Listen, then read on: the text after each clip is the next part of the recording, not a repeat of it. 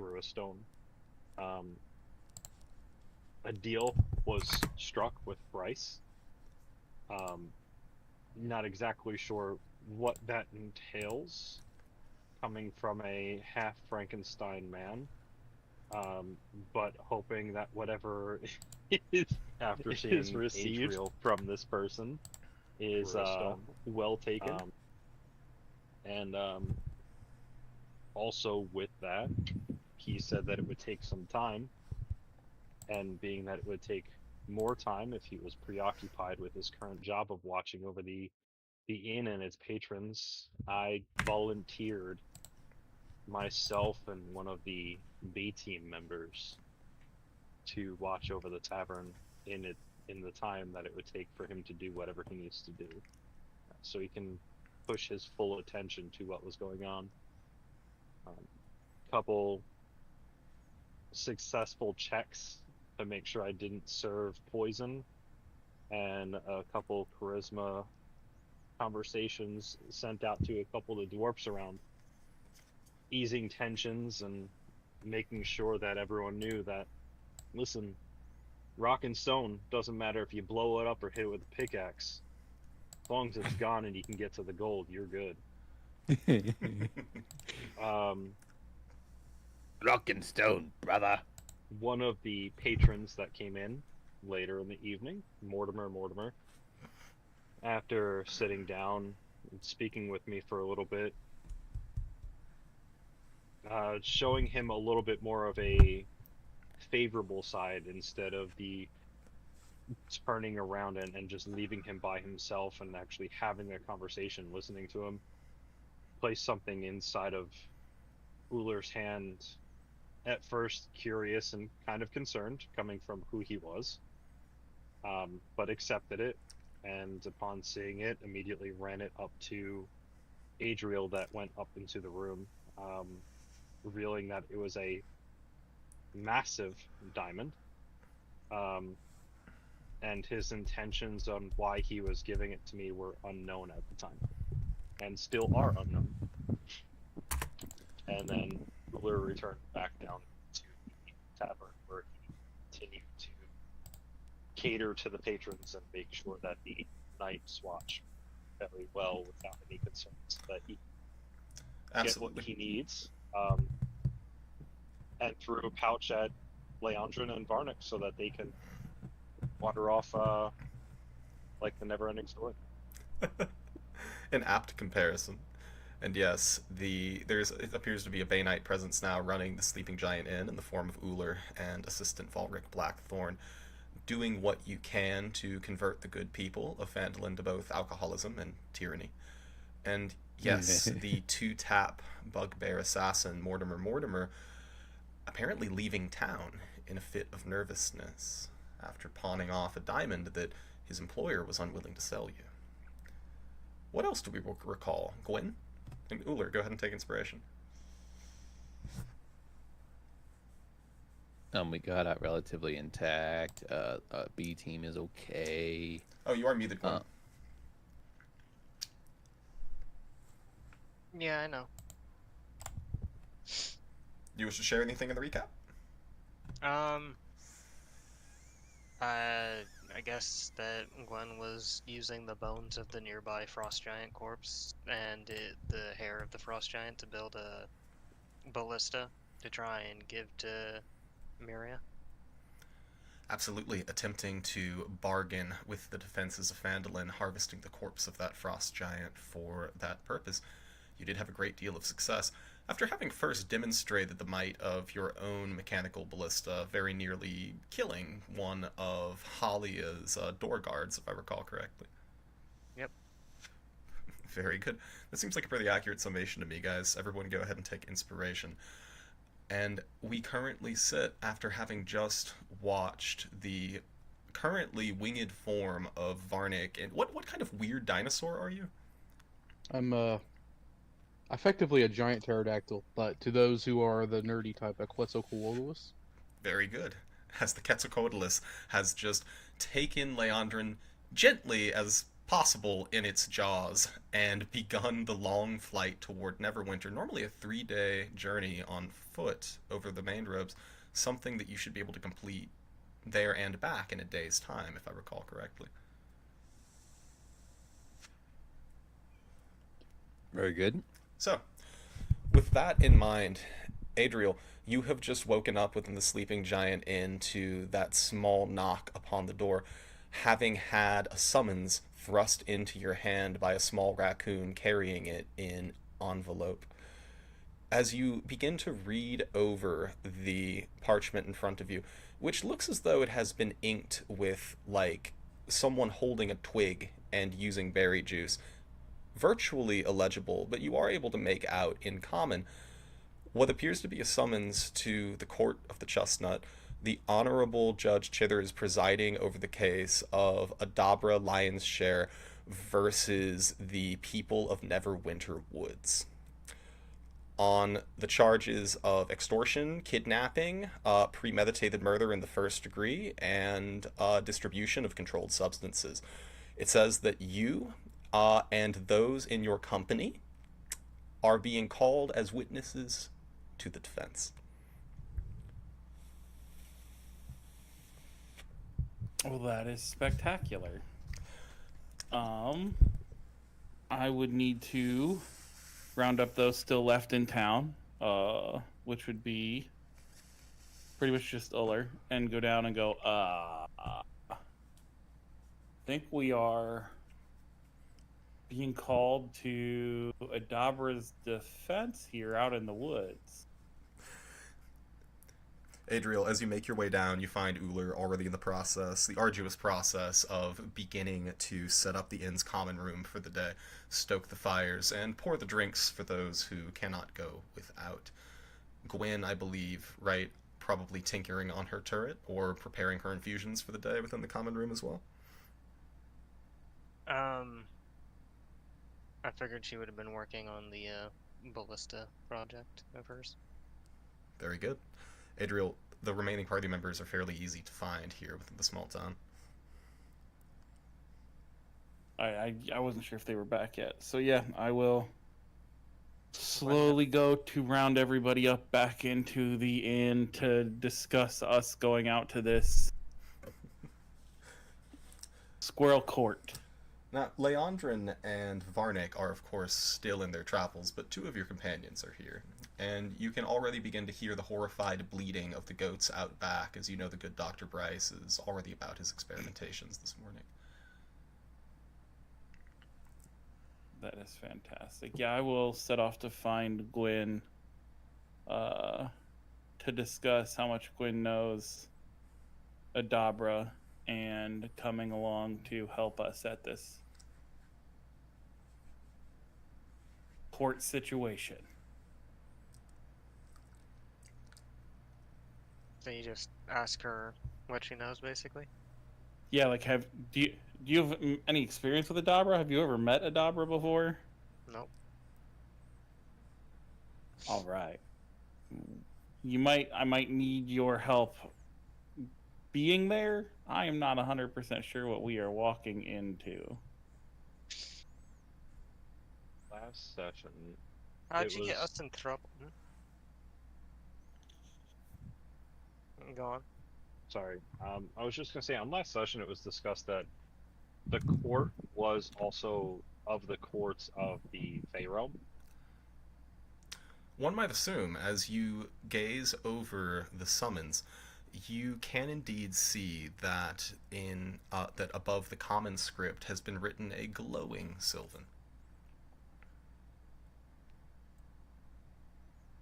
So Although- I would like to make sure I can tap on my little helm that I have and make sure I can see if there's any hidden text or text I can't understand, as well as being of the Fey Realm originally. Can I try to tap into any memories still present? See if I can pull anything about this? Yeah, make a history check with advantage.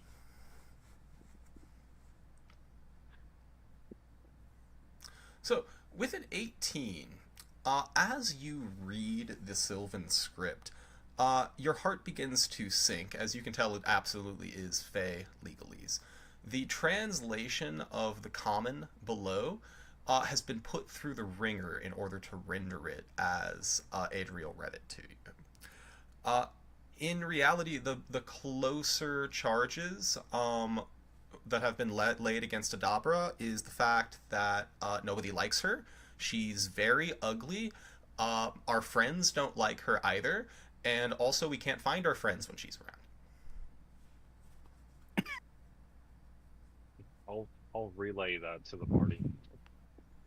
Being an ugly is now a crime. The capital offense that has been listed here is the fact that nobody should be allowed to be as glittery as pixies are. And that's just natural law.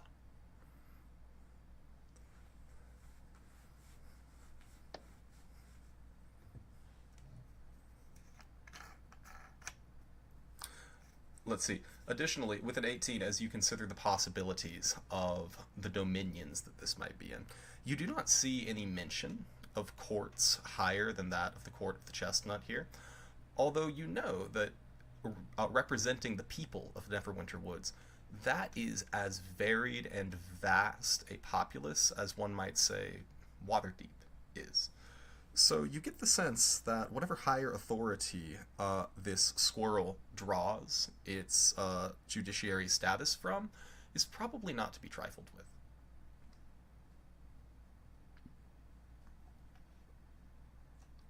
Yeah, so just information relay. Just maybe we should tread lightly and Fey magics sometimes can be a little tricky moving forward, especially when you pull in the courts.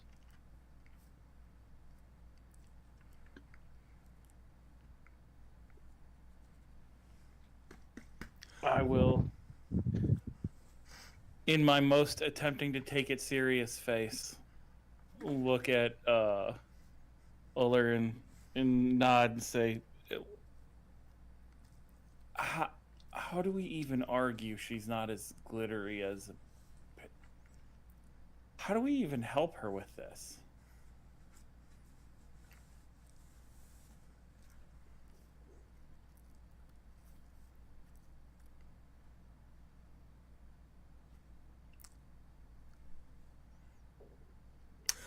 As you consider that possibility, you realize that traditional methods of jurisprudence are very unlikely to succeed where Fae are concerned. If the party would like to, anyone here is welcome to make either a history check or an arcana check. Just They those already who Anyone are... who's present. I Yeah, those who assume, are present. correct? Yeah, that's what I would assume. It's like, hey, can I? No. 15 Arcana. With the 15 arcana, Gwen, you consider the nature of your own magic. Logical, precise, calculated. There are rules to it, yes? Yep. Rules, many of them time-honored, many of them passed down from your ancestors. There are rules to Fey magic as well, in the same way that there are rules to, say, Calvin Ball. Which is to say that they are just as easily made up as they are discarded, and they tend to be held to only so long as the prevailing notion that they are rules is intact.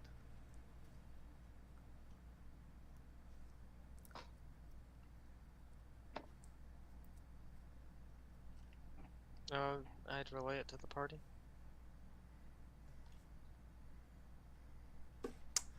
Very good. As the party finishes looking over the summons here, the final thing that you would note with your Helm of... This is all mine. That's not mine. The final thing that you would note with your Helm of Comprehend Languages here, Uller, is that the court officer that it says that you are being instructed to report to is the big apple tree outside of town. A big apple tree outside of town. Yes, by sundown tomorrow.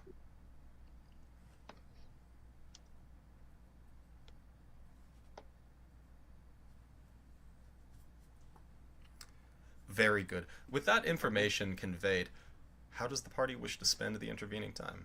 As you know, your companions are still winging their way toward Neverwinter in order to gather vital supplies.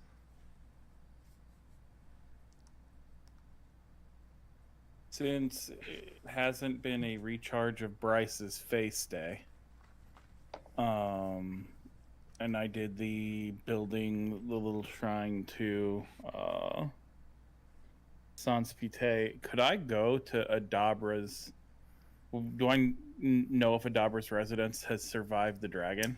You know Adabra's residence, her original residence at the Umbridge Hill Windmill? Or are you referring to Sister Garael's now burnt home that she was squatting in? Well, it would be the house that she was squatting in that is burnt. Gotcha. Yes, the charred timber frame of Sister Garael's house sitting at the edge of town is still there, not yet rebuilt, having been scavenged of all of its many reinforcements and nails. If you wish to investigate it, you certainly may. I think considering we're going to have to prove things like she's not that glittery or she's not as cool as, going to find things that make her look stupid or dumb or ugly probably benefits us the greatest. And if I could go pick through the bones to find stuff that would embarrass and or humiliate her, probably going to help us get her out.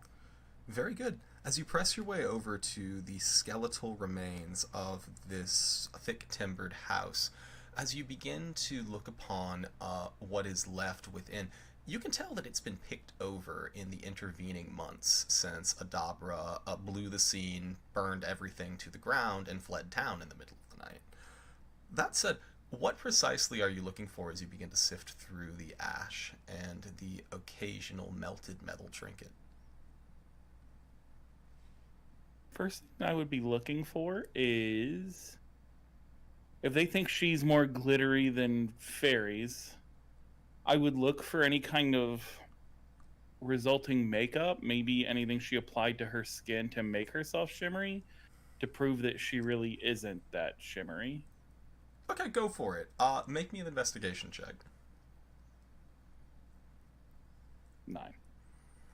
With a 9, unfortunately, it's quite the opposite. As you begin to sift through the wreckage here, you find what appears to be a very nearly melted metal compact.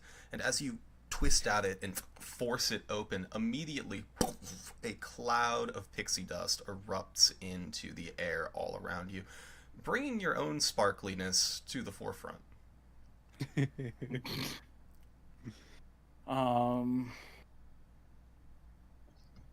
Since there's nothing on here that's like kidnapping or anything serious, Now, you remember the charges in common, of course, did list kidnapping, premeditated murder. Many terrible crimes. I would look to see if even, kidnapping requires a little bit of how do I say this? It requires a little bit of accessorizing, paraphernalia. Is there? Would I be able to look for mini jail cells? Yeah, go ahead and roll me a perception check.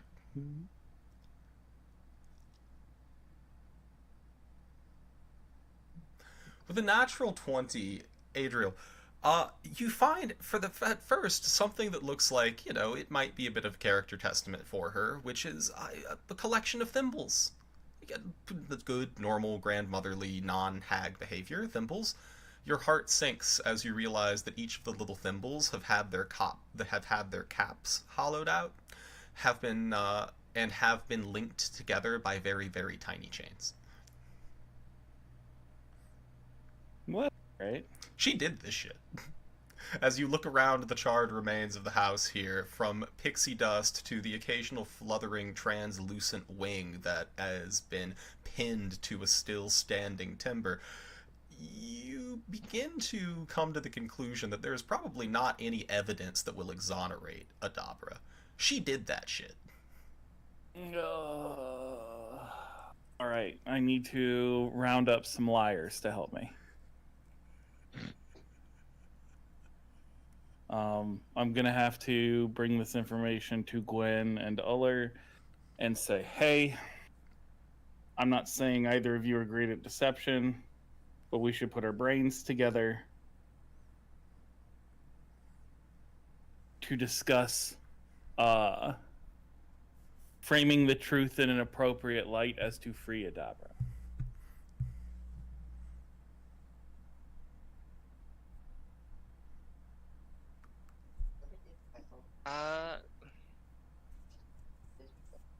Well, you could always just say that the things in there are for something else. The shackles. She does like Varnick. But wouldn't they be like tiny little pixie shackles? He's a druid. He can shapeshift. To satisfy. Okay. Okay. All right, I like it. Varnick can. Facts we know. Varnick is a druid. Varnick can wild shape. So the size of the thimbles neither can confirm or deny a vociferous lovemaking activity. Okay. Okay. We can use that. Other than that, anything else found? Or is that it? I don't know the woman. Is there anything else even important? I'm gonna be honest, Gwen. It seems like she did this shit. Not kind of. Thoroughly. Like an impressive, like you were going to a shop in Neverwinter with a list to create a much better turret than you have, and then you successfully got all of the things in one place. It seems like she made a more successful attempt at this list. Well, the cart didn't collect it, so as long as it's not there anymore, I guess it don't matter, does it? Did it take it with you, yeah? Instead of just leaving it in the crime scene? I'm gonna need some help hiding this many things. Do you think Bryce can make it disappear?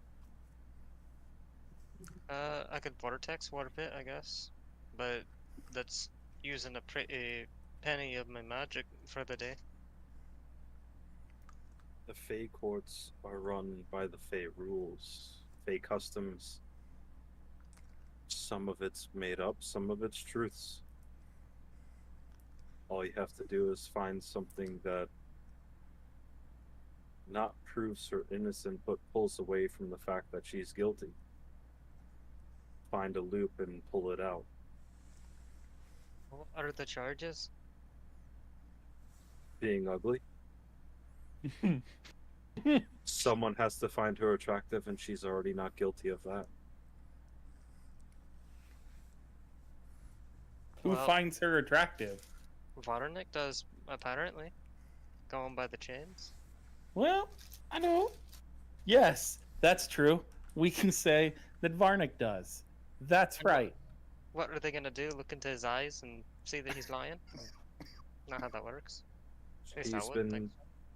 She's been also been held account for being more sparkly than the Fae themselves. Is there not someone here that could be more sparkly than her that would disprove that? Is there not a Fae that we might be able to find along the way that would shine brighter than whatever this creature is? Don't know many fae or pixies or anything like that. Don't need to know them if you can find them. There's got to be someone along the way. I think that's made called a middle. kidnapping. That just make us in trouble too. Kidnapping? We can just simply speak to them.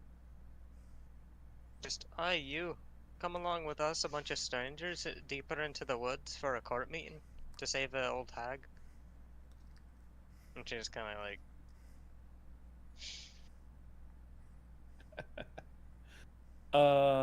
I mean, could we disguise Leandrin as Faye? well, there's this one right here, but he ain't much of a pixie. Just kind of a blue bunny. Is he permanently blue, by the way? Temporary. Adabra holds the key to a lot of problems right now. Was she actually sparkly or something? Like, what is she to be sparkly? I don't remember her sparkling. But I mean, Adriel, the last you remember seeing of Adabra was she was a wizened old crone, bent at the back, knobbly at the knees, warty in the face, and absolutely enamored with Varnic. You don't remember a single bit of sparkle about her, except, maybe the pixie dust on her clothes. no, I'd pretty much motion at the quiver that Uller has made out of leather and say, I think that looks better than her skin. So it's a false charge? It is, unless she is maybe more powerful magic than we understand.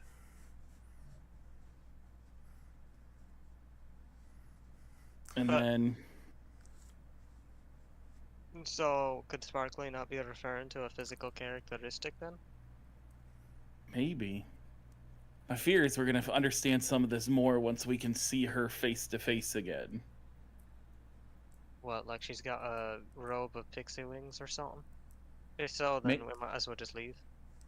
Maybe, or Your mind returns to the sewing supplies within the hut, the thimbles at least, and the many wings that were pinned up upon its walls. You consider that possibility is not perhaps out of the realms.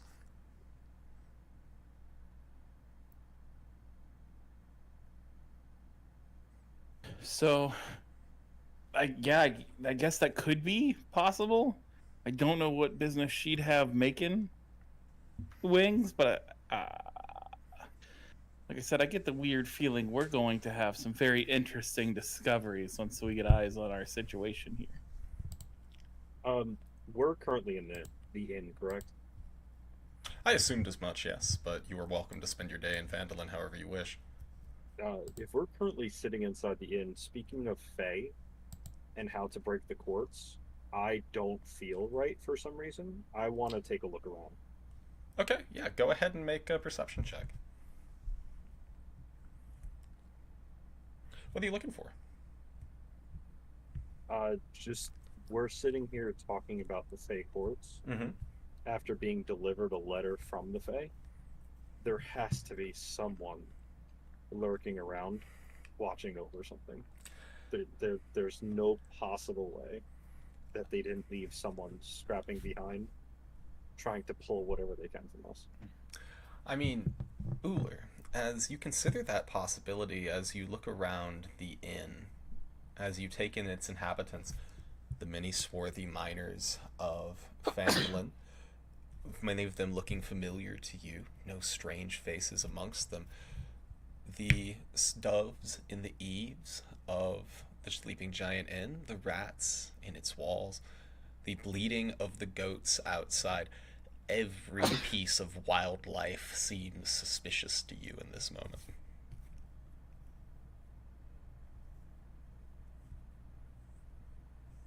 Yet, with a 15, you cannot pinpoint precisely what is causing that feeling within your stomach.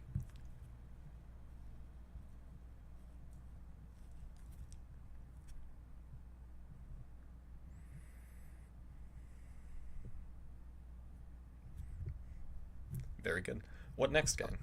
Any other activities in Phandalin here for the day, or should we catch up with our crew in Neverwinter?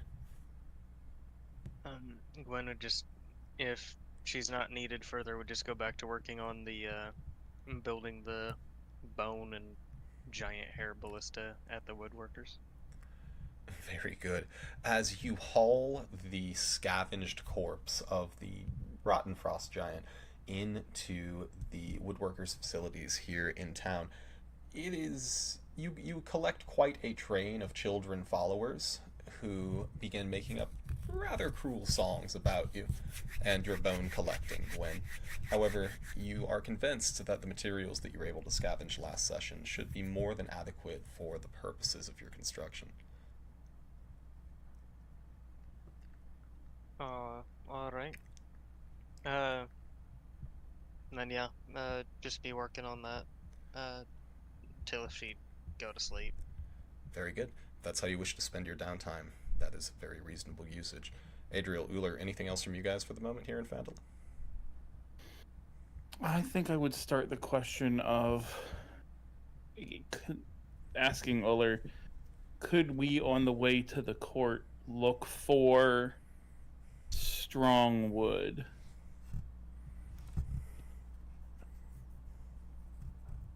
Could we find wood on the way that maybe we could get Varnick into a suit before we go retrieve his body?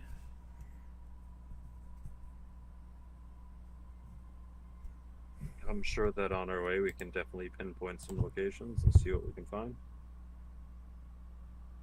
Been around the woods for a decent amount of time. I should be able to find what you need.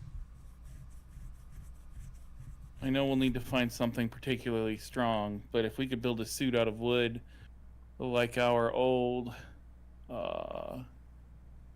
teammate Throthgar had a war-forged body, maybe Varnick would be willing to house himself in that for a time.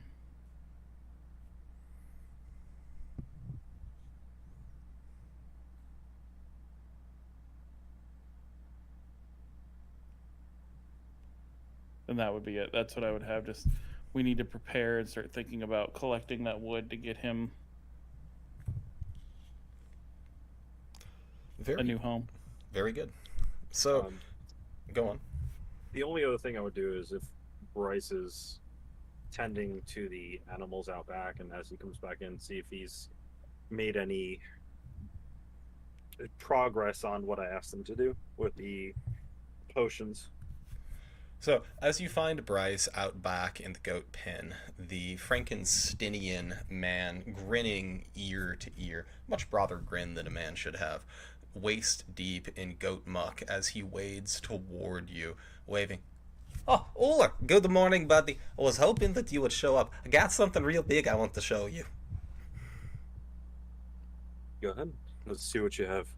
Okay, come on now. As you walk along the edge of the fence here, avoiding the goat muck, he leads you to a pen in the back where you can hear a horrified bleeding and a sound of clopping.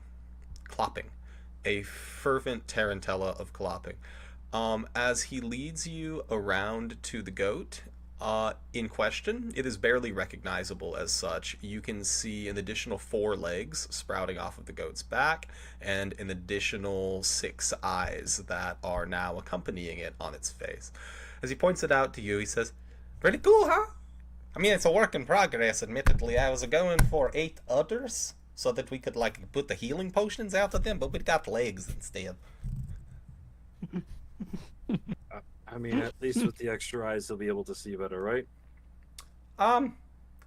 Maybe. I'm not sure they's actually attached to anything in there. As he kind of waves his hand at the side of the goat's face, and it bites at him.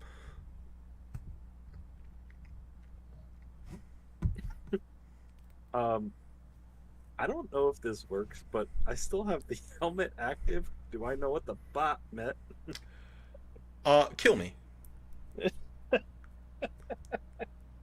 In longer form, it is specifically in my suffering, this mortal existence is not but one of servitude and terror. It's a very Bainite goat, in fact.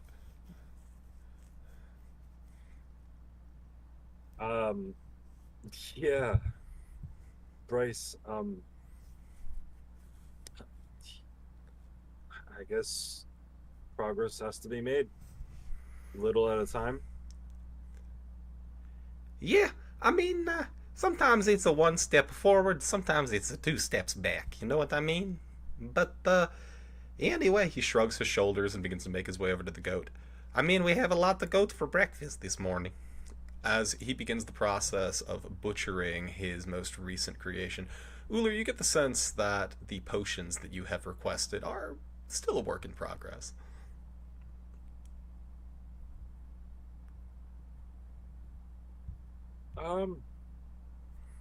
Yeah, that's just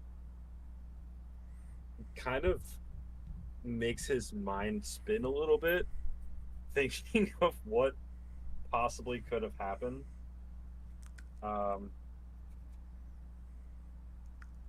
It's just weird. Very fair. So, as we adjourn from Phandalin for the time being, we rejoin Varnick in Quetzalcoatlus form and Leandrin currently within the beak-like mouth as they wing their way directly toward Neverwinter. As you enter the sky, Varnick, I believe you have no means of communicating with Leandrin, right? While you guys are flying. I don't believe so. Very good. So, over the course of the flight, Leandrin, it is a very one-sided conversation, but is there anything that you wish to get off your chest to your big winged friend here? You know, I didn't understand how difficult this would be at times. You know, Varnick, just us always dealing with a great many hardships, and sometimes I wonder, is this just like my punishment for being such a very bad person before I found you guys? I mean, even then I'm not a good person by any stretch of the words, but there's a lot of things that we've all have lost. You know, you've lost your body, I've lost my family, I've lost, you've lost a great many, you know, it seems so strange how all this stuff continues to happen to us, and we've yet to get this big up. You know what I mean? Just like finally feel some semblance of, hey, we finally did something good. You know, defeating Cryovane was one thing. That was fun.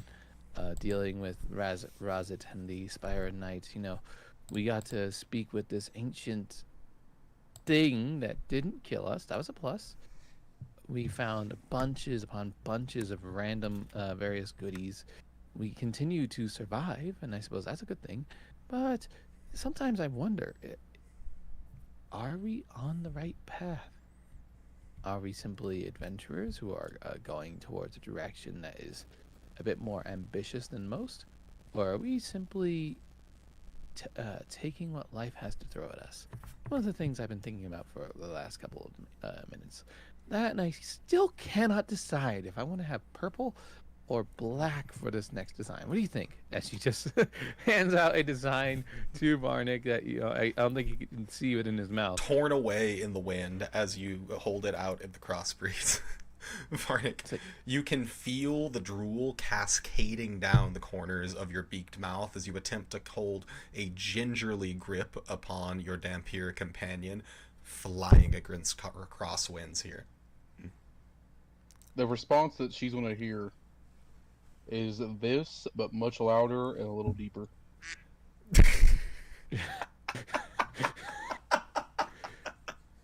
So I just hear okay. So Varnick, as you are hurtling headlong overland toward Neverwinter, the spring terrain below lush and beautiful, the sky above clouded, yet there are no storms on the horizon. If I recall correctly, the duration of your wild shape, yes, is 6 hours at this point? 4 hours a usage and a 2. Very good. That's, in that case, a little bit less time would have elapsed here, as you can tell that very shortly you will need land in order to reshape your form for the remainder of the journey, and of course give yourself an opportunity to rest. As you are flying over land here, as you look downward, you can begin to see the landmarks of the great convex ribs of the dragon barrow of Aztraka sticking forth from the land. You know that nearby would be the encampment of your old companion Xanthus. Varnick, as you spend these 4 hours pressing through cloud and through wind, scanning the horizons, where's your mind at, and what is your focus on? Probably, as we're getting close to Xanthus's camp and how we had to kind of destroy his undead form. And he was kind of just a byproduct of all this. What's happened? I would probably want to try and land back near the camp. Very good. Leandrin, the Quetzalcoatlus begins to tilt downward in the sky as you can see it beginning to circle and descend in the direction of these familiar landmarks. I'm definitely get that sense of unease. It's like, do we have to stop here? Can we, not here? A questioning, like a huh, as I'm coming downward. Like, bad memories here. And then there's that weird, creepy baby thing that tasted delicious. I'm about to turn back up after hearing that line. Leandrin says it right as your taloned feet touch the ground, your tremendous wings pulling to the side, as you find yourself perching atop the ravine that overlooks the scattered campsite. At this point, you can see only a few tattered remains of leather from the great canvas of the centaur's teepee, the rest having been overgrown. You can see the site where the centaur fell and was burnt to ash has not produced any flora since. Your form shudders back into that of the Flamberge as Leandrin catches you deftly out of the air. Well, I was going to take a little break for a second to stretch, figuratively, but I guess to give you a break too, because you were kind of just hanging out of my mouth. Yeah, by the way, I never thought I would say this, but your mouth smells like fish. That's strange, as I've not eaten in a while. I guess that's just like what they would. I never knew that. They I just don't have know the if it's natural just me just like hallucinating the fact that it smells like fish, or if that species that you transformed into ate a bunch of fish. But all I know is that it smells fishy, and it's gonna take me a while to get this out of my clothes. Leandrin, Do I have a sense of smell? As a pterodactyl, I assume that you have some kind of sense of smell. I would not claim to be the expert on that, though. I mean, like, as a sword. Oh, as a sword? Yes, you do possess the senses that you had in life, although they are a phantom remainder of what they once were. Sight and sound, of course, the most predominant. Touch, smell, not nearly, and, well, taste. Ugh, you shudder to think of the last time that you were run through an undead body. Thankfully, not nearly as powerful. Yeah, I wouldn't be able to help you with that. I couldn't tell if we can smell you. Yeah, it's okay. It's not a big deal. All I know is that it was, it was something that bugged me, and I lost one of my favorite designs when I tried to show it to you. Now I had to redraw it from scratch. In that case, as I assume Leandrin begins to settle down for the course of the short rest that both of you need in order to relax your muscles and continue the journey, are you taking out pen and paper and beginning your artwork again? I'm actually going to be, I guess we can say I'm doing that, but at the end of the short rest, I'm gonna say I hear something for the first time in a while.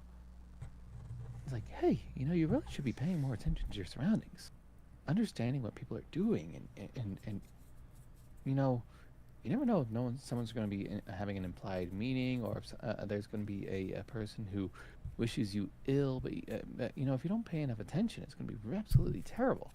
As at the end of the short rest, assuming we don't get an encounter, I will use Whispers of the Dead to change my proficiency from Arcana into Insight. Very good. Now, Leandrin, as this spirit begins to speak to you, do you recall the identity of this ghost, or is this simply a nameless whisper upon the wind that possesses you? This particular ghost would have been one of her training buddies.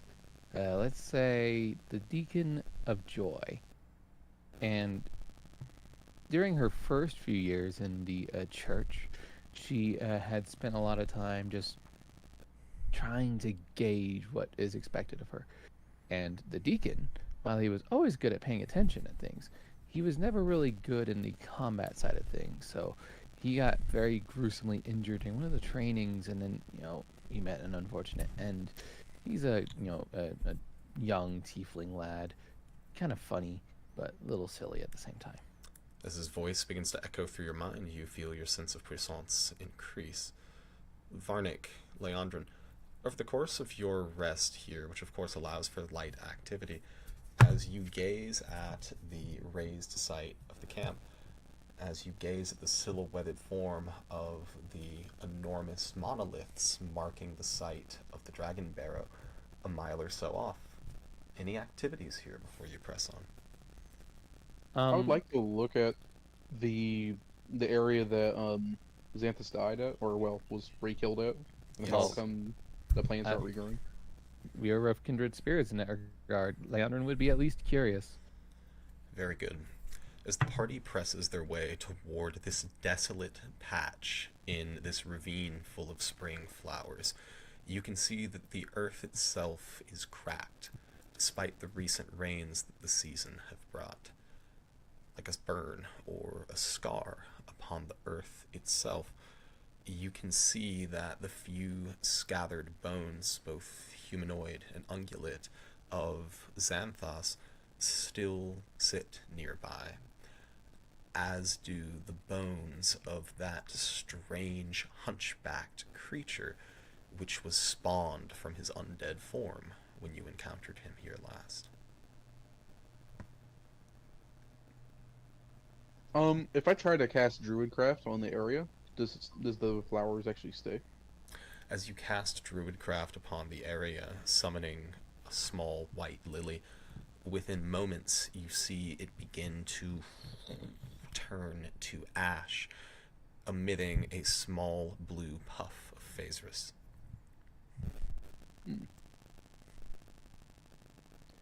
Could I try and search through, I guess, Leandrin, pushing me through it, like nudging things aside to look through it and see if there's any sort of source to it? I mean, Varnick, does that concentrate. sound like a good idea to you, to be poking around something that can cause us trouble? I mean,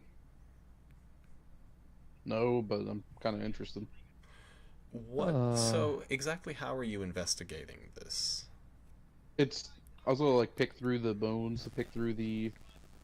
What's the word? Concentrated, desecrated. I think desecrated. Yeah. I think it's, like pick through the earth to see if there's like a source to it, or if it's just sort of just kind of like a emanating aura. Very good. Leandrin, you know that Varnick's ability to engage in physical activity in his current form is limited. In that case, he would need your assistance, as the blade would be plunged into the cracked earth in order to reveal what might be beneath. Are you really sure you want to do this? I mean, what if we get grabbed by something and I don't have the strength to pull you out? Well, then I'll have to turn into another creature and get out myself. Okay. As Leandrin grabs you firmly with both hands and, for lack of better terms, starts prodding you in the ash and bones. As the blade begins to probe into this desolate mound here, immediately you can taste that phantom sense of rot upon your blade, Varnick, as the ashen earth is upheaved. After a moment, let's have a survival check here. By whom? I think this would be Varnick. After a moment, Varnick, you sense the slightest bit of moisture within the earth, about a foot down.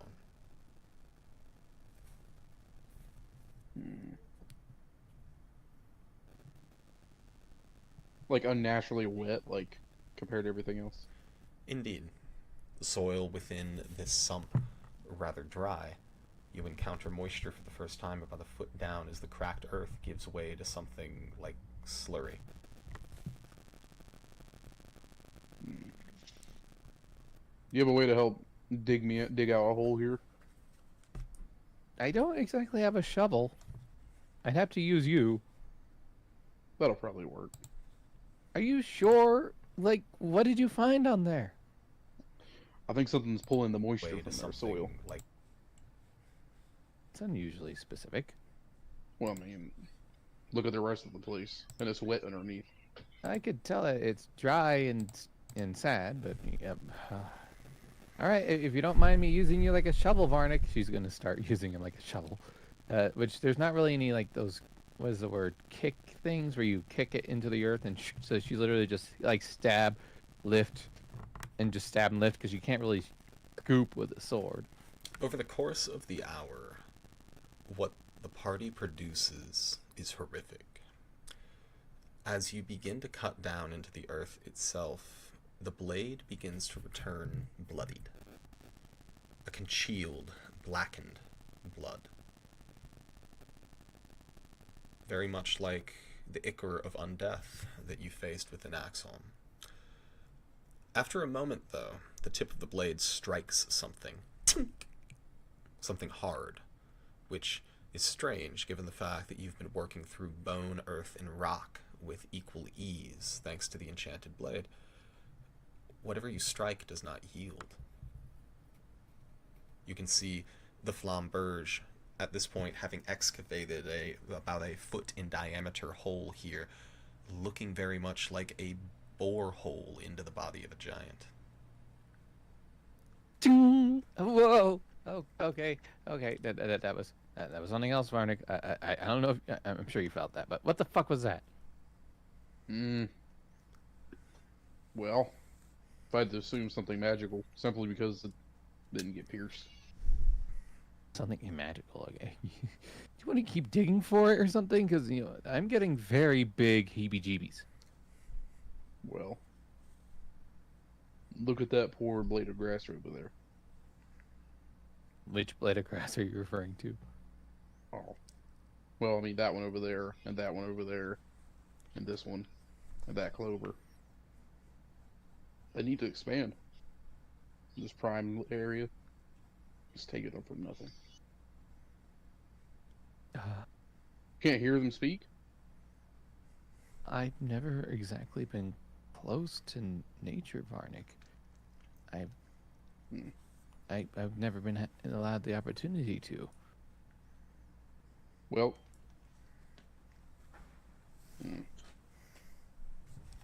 I'm doing it for them. If you don't want to do it, well, You're I my guess I friend, can't. Varnick. Of course I'll help you with it. Just know that I'm scared, okay? Compared to a lot of things, I wouldn't be too scared. I might be partially dead myself, but digging into undead things is definitely scary. And she's going to continue shoveling, moving dirt aside, excavating, going around the thing whenever she feels, okay, gotta go around, okay, gotta go around.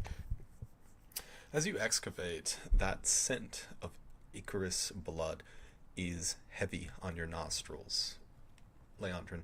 Yet even to one of your vampiric nature, it stinks of nothing but rot to you. After a moment, you begin to lever out of this bloody sump in the earth here at the tip of the blade what almost looks like a black pearl, yet misshapen, nodular in its, cancerous in fact in its appearance. A black exterior, almost like charred flesh, yet hard as steel to the touch. As you bend down and wipe some of the slime off of it onto the nearby grass, it immediately withers. Okay, whatever the hell that is, it kills the earth. Yeah, I just heard their screams of terror. That was unpleasant. I'm kind of glad I'm not you at the same time, but I'm also curious. But then again, I'm naturally curious to hear what that sounds like.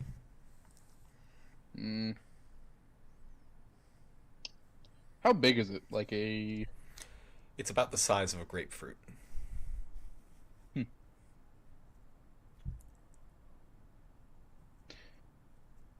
Go ahead and make a nature check, Varnick. Alrighty. Could I use guidance? You certainly may.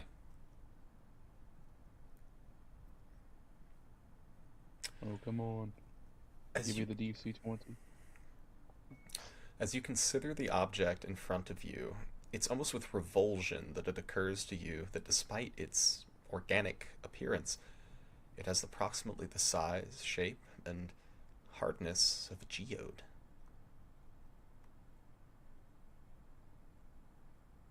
Hmm. This is weird. How about Yep. this? This is weird is not a good enough term. What are you feeling, Varnick? This is... It's like a rock. It's like a rock with gems inside. A geode, but obviously not. Hmm.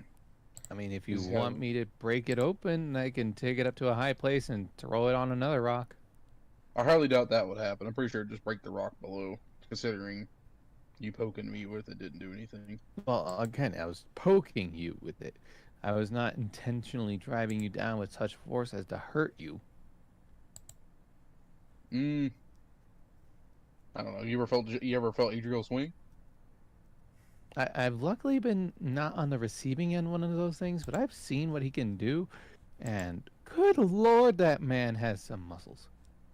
Well, even then, you should be able to just kind of give me a chop. It won't be the most beautiful thing ever, but Are you it telling probably me could. that you want me to smack you with this thing? Yeah. Can't be Keep any in worse mind, than I'm other not things. exactly. You're as tall as I am right now, Varnick. I can't say I would hit you with any splendid effect. You know, it may not be amazing. I'm just saying, maybe you can get the edge on it. If not, it's whatever. I am feeling every kind of heebie-jeebie right now, Varnick. Well, Can't we just take it to a high place and drop it? I mean, if you want to. I mean, what if I chip you or something? Unlikely. Unlikely. Considering I have been, well, I remember when Gwen dropped me on an anvil and I cut the anvil. Yeah, but that was probably, well, that was dwarven steel, I suppose. Are you sure you want me to do this? I'm sure as. That's not 100% certain. Yes, do it. Oh, fucking hell, Varnick. How did Brutality do it again? As she wields Varnick in a kind of clumsy manner. You're bigger than any other weapon she normally wields. No dirty jokes, please. And takes an overhead swing down with this sword onto the rock. Very good. As the blade bisects the geode, this cancerous thing in front of you, it splits, yet not cleanly. To your amazement, the edge of the blade is very nearly repulsed.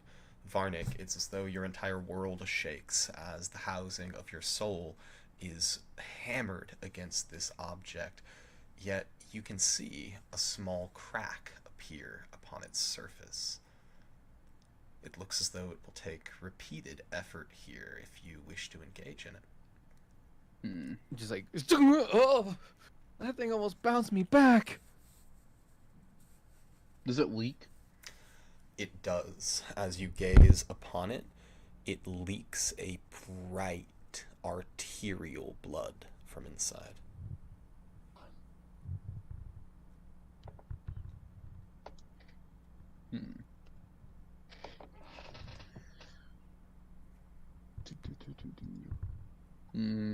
Just how curious are you, Varnick? Well, curious enough. You know what? 1 second. Just leave me still for a minute. I like to try and cast Detect Magic as a ritual. Very good. Casting Detect Magic as a ritual, as the sounds of ritual casting would begin to emanate from the blade here. You know that such volume as magic produces would echo throughout the ravines here. If you wish to risk the encounter die to do so. How long would that take? 10 minutes. I realize I have a bunch of first levels I never use. I'll just cast it as is. Very good. As you expend the first level slot, a radius of magic begins to emanate, and almost immediately your mind is blinded to everything except the terrible aura of necromancy which is pouring forth from this geode. Additionally, though, you can see at the crack there is a thin wisp of Phaserus rising from it, so thin as to be invisible to the naked eye, yet with your detect magic you catch that stream of wild magic, all of the schools intertangling wildly. This thing leaks phasers. Yeah, okay, cool. What next? Well, if we leave it out here, it's just going to create another problem. You do realize I don't want to carry that thing, right? If it's leaking blood and shit, you know, what if I get tempted to drink it? Do you have no self-control? Oh, I have self-control, Varnick, but you do realize, much like how I can't hear grass, you can't feel the pain of that type of hunger. It's like as if you've been denied water for years, and you're telling yourself not to drink yet. So you can't control yourself. I can. It's just painful.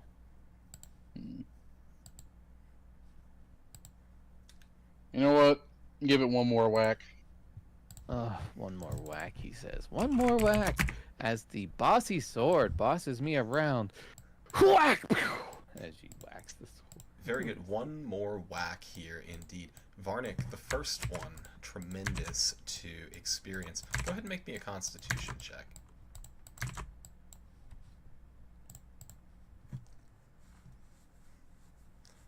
Very good. With an 11, you feel the edge of your blade defied for the briefest of moments, threatening to be blunted by the edge of this artifact. Yet, with a surge of the dwarven magic that is imbued in your form, it cuts clean through. And as it does so, it reveals what is inside. You can see within a teardrop-shaped stone, almost like a ruby, yet you can see the bright crimson color, almost like arterial blood. And you can see the faceted form that is filled, that is translucent, and is filled with the bright blood in question. You can see that this almost beautiful gem is inset against the cancerous growth around it. With the detect magic, does the gem just kind of have the same vibe as the Phaserus, or? It does not.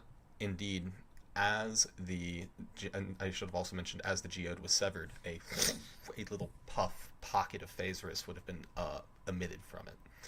The gemstone and the Phaserus signature disappears as it drifts off into the surrounding atmosphere, but the gemstone is still producing that terrible necromantic magic. Oh, that thing looks like something that Dad would die for.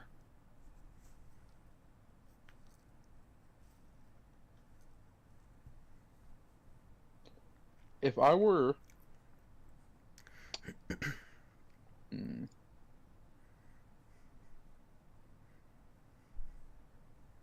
reading something real quick.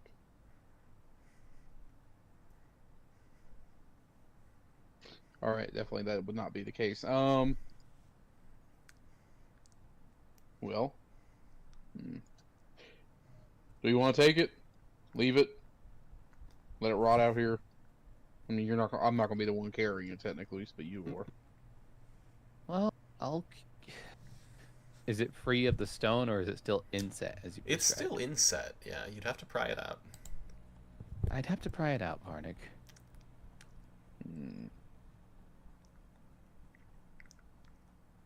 Which, as a comparative difficulty to the task of splitting this thing open, would not be as hard. I can do it. I mean, it might prevent this specific spot from dying and those poor blades of grass from screaming. Well, I mean, it'd probably just start with that and then start zombifying all the animals around and then, you know, making a second axe home, but instead just the whole forest.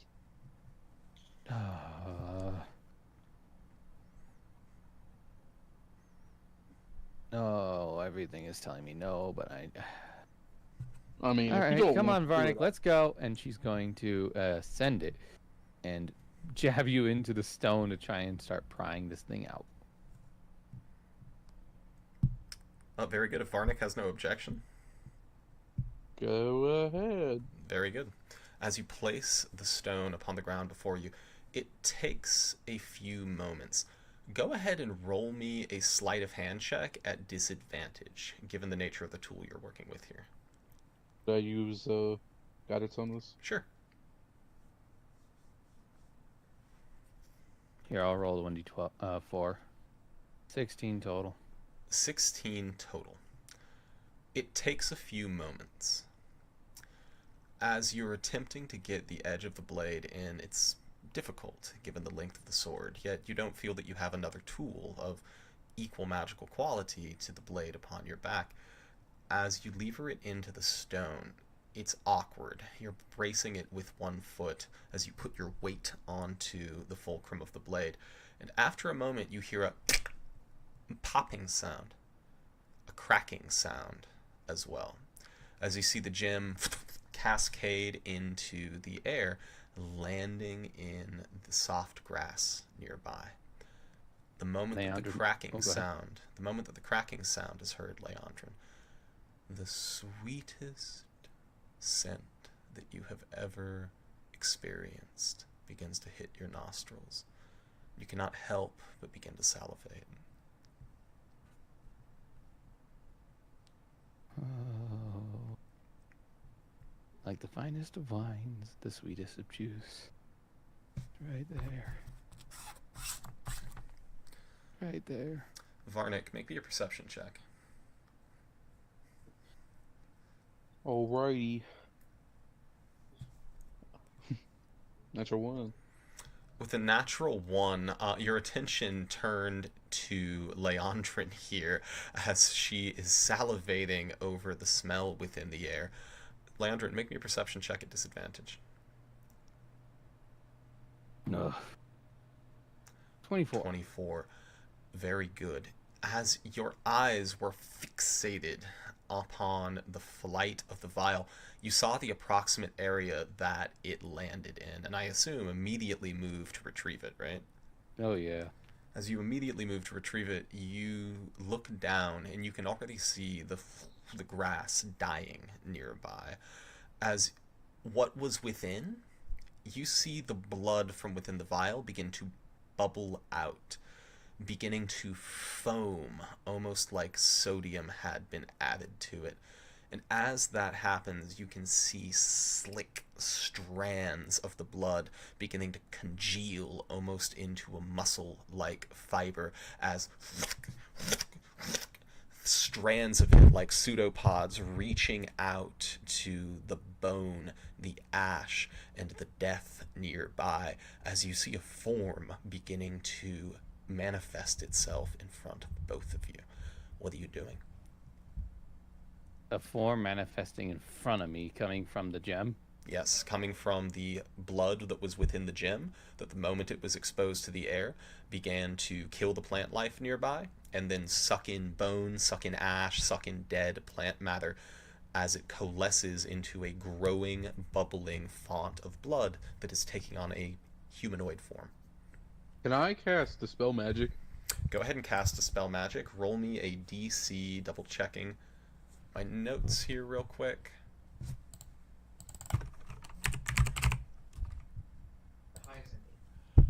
Go ahead and roll me a DC 17 Wisdom check.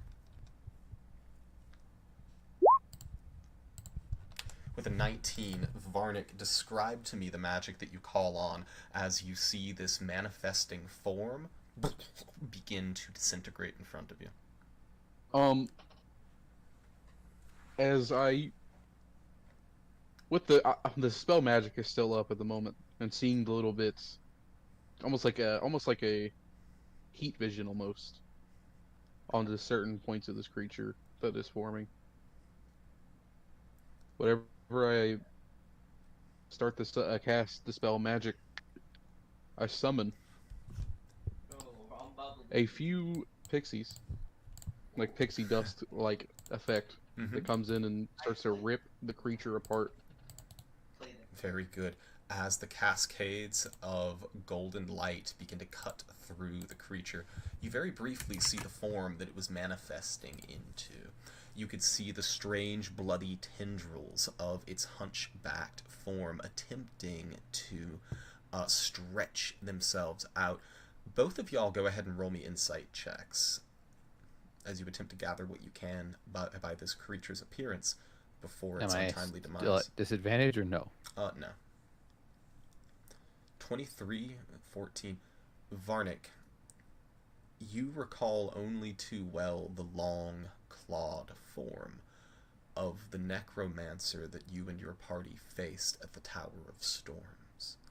And for a brief moment, the bloody sinews attaching themselves to the rot and the death nearby looked almost identical to the silhouette of that spellcaster. Wait. If this actually was that guy, that creature. You know, Leandrin, we might have died, but we might have died in the long run either, leaving this thing. Go ahead and make an Arcana check, both of you, as you consider what you've just seen. The moment I move over my proficiency, but get the same result. 14, 7. Leandrin, you have heard of ways that powerful spellcasters can cheat death. The precise nature of those spells, or even their names, are unknown to you, yet as you gaze upon the terrible necromantic artifact before you, you cannot help but conjecture that this may have been one such safeguard. I could have sworn I've heard one of Dad's friend telling me about how the living would try to preserve their own life without having to be turned into some lich or a vampire. This seems like it could have been one of those safeguards, Varnick. It was quite the difficult ability to rip it apart. It wasn't just like a snap of the fingers. That spell was pretty powerful. Well, I'm not a spellcaster myself, Varnick. I will never know the intricacies of what you had just done. And can I reach over? Is the gem still there, or is it just like a dissipated puddle of something else? You can see that the housing, the translucent housing of the gem is still there, but that brilliant crimson blood inside of it has vanished along with the dispel magic. Should be safe to pick up. It's just is it clear, or is it like reddish colored? Is it just, what is it? It is slightly, it's sort of like pink quartz in color. Grabs it and just like, well, that's certainly something. And as they, or go ahead. Maybe if taken to the right person, we could discern what it means. But honestly, Varnick, I don't know what we just stopped by doing this here, but whatever it was, no doubt there's more than one of these, right? Well, absolutely. That Malik, would he be trying to make an army of himself? I mean, that would probably be the best thing to do, no?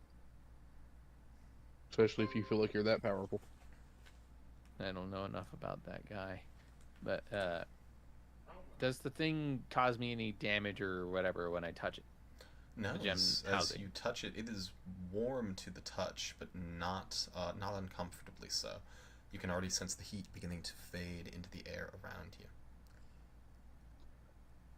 I'd like to try and cast Druidcraft on the area again.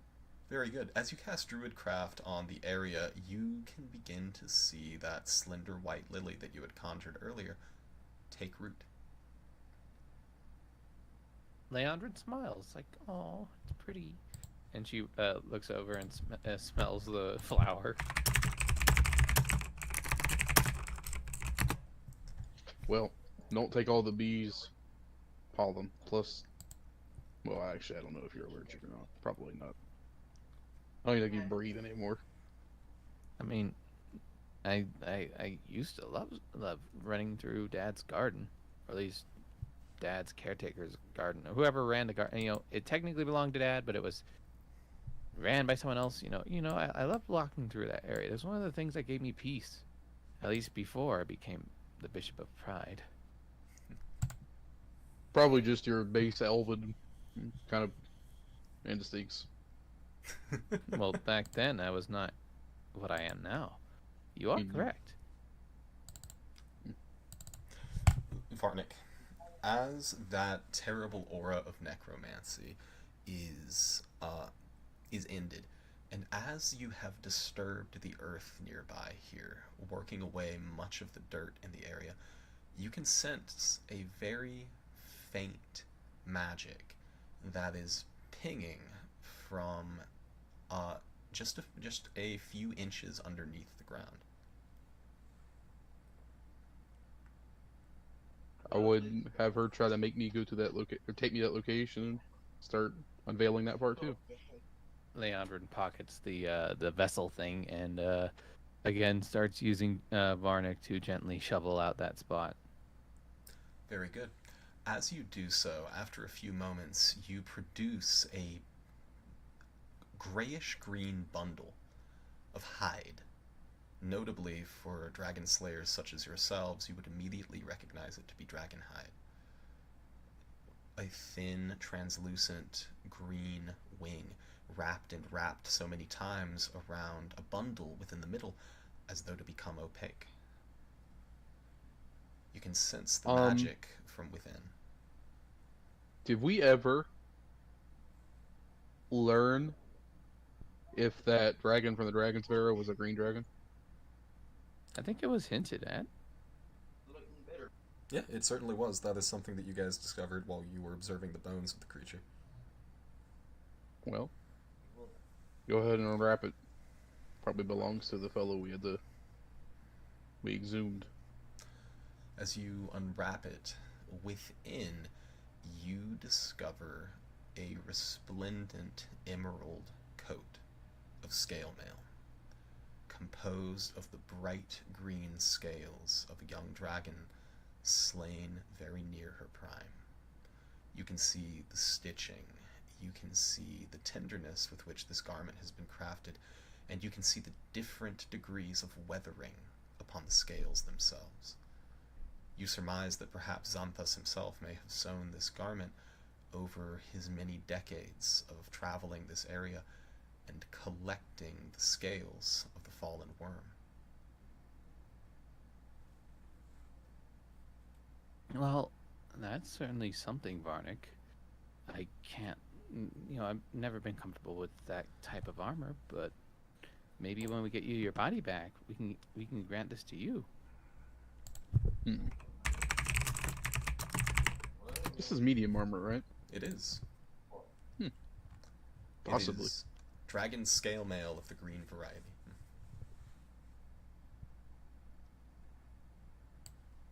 Maybe. Funny, as she pats her own armor.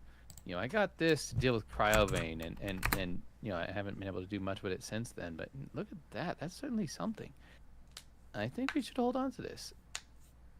That definitely valuable. I mean, a suit of magic armor is always.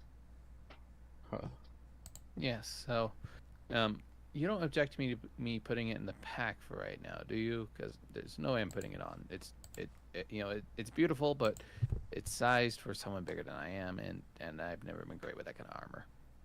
I don't see how any other way that would make sense. I mean, you got to put it in there. Can't wear it. I can't carry it.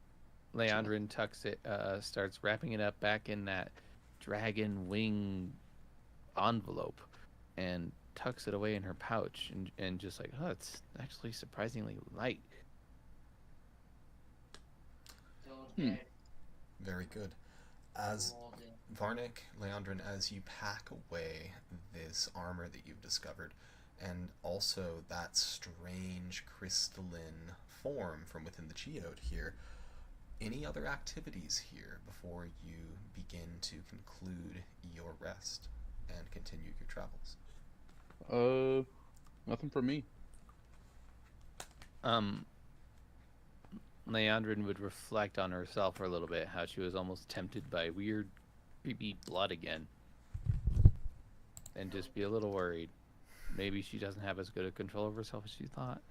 Varnick would perceive this as she's sitting unusually still during these final moments of rest. Very fair. In that case, let us return here to Phandalin then, as the day wears on, as the party discusses both the identity of Adabra for Gwyn and Uller, who have not met her personally, and also the possibilities of retrieving her. You're beginning to wonder whether a courtly approach is even possible with your scant knowledge of Fey law and the mounting evidence against Adabra, as well as the deepening pit of paranoia in Uller's stomach. Adriel, Uller, Gwyn, how are you guys continuing to spend your day here? What activities are you engaged in? Would Gwen have finished the bone ballista? Go ahead and roll me a Tinker's Tools check, using Wisdom as the governing modifier, given that you were working with salvaged materials here.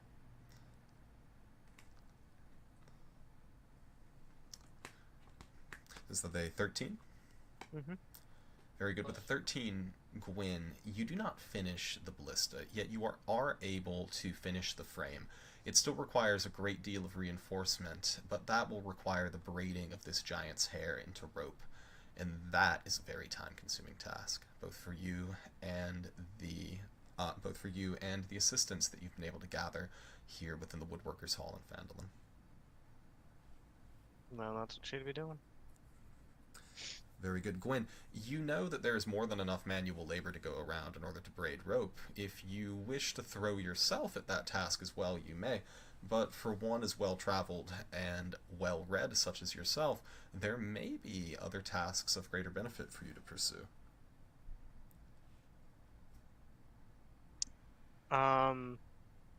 Since I know this, what would that be?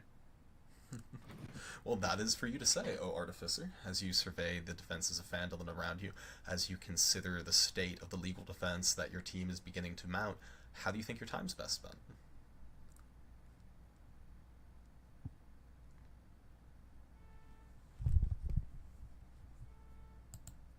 And you are welcome to think about that for a moment, if Adriel or Uller, either of you guys have any contributions here in Phandalin.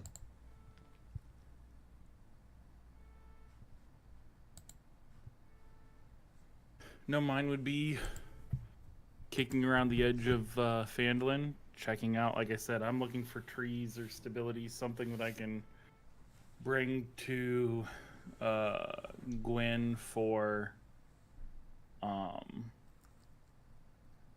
expertise in making an iron suit, or a wood suit.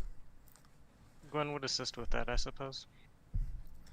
Very good. As the party begins to pick their way around the edge of Phandalin, skirting the forest that you know is Iris the T-Rex's domain, how exactly are you guys going about this? Magically, with crazy shenanigans. I'm sorry. Yes, the shenanigans being hitting the tree with a hammer, and if it doesn't crack in a horrible way, then it's probably alright. Very good. As you go looking for some good, strong hardwood here in the forest of Phandalin, go ahead and make a survival check with disadvantage. If one of you is proficient in this, you can help to give the help action to negate that. But most of the timber has been picked over here within the area immediately surrounding Phandalin. I have a +0, so, Adriel. I have If we're searching the forest, I'm sorry, literally just took a bite of my food. I have Nature's Explorer to help find supplies when needed. Am I able to use that with my proficiency in survival check? Yeah, I would say that would negate the disadvantage. You're more than welcome to roll a straight survival check as you join the party here at the outskirts of Vandalin. Yeah, I would definitely be with them as trying to get Varnick back, and also being extremely interested in the Feywild themselves and the Fays. Very good. Can I give myself guidance? Sure, yeah, as you chant your Bainite prayers traveling here through the woods. 100%. This would carry directly over from the tavern, just kind of like passing through.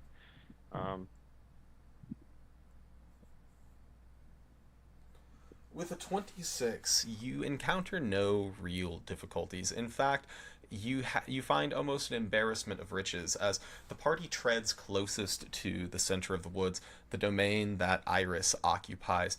You know that the townspeople of Phandalin, in their scavenging, have been trepidatious in order to approach the tremendous predator's lair, despite her good nature. As you begin to make your way into the woods, tell me, what is Varnick's new body going to be made out of?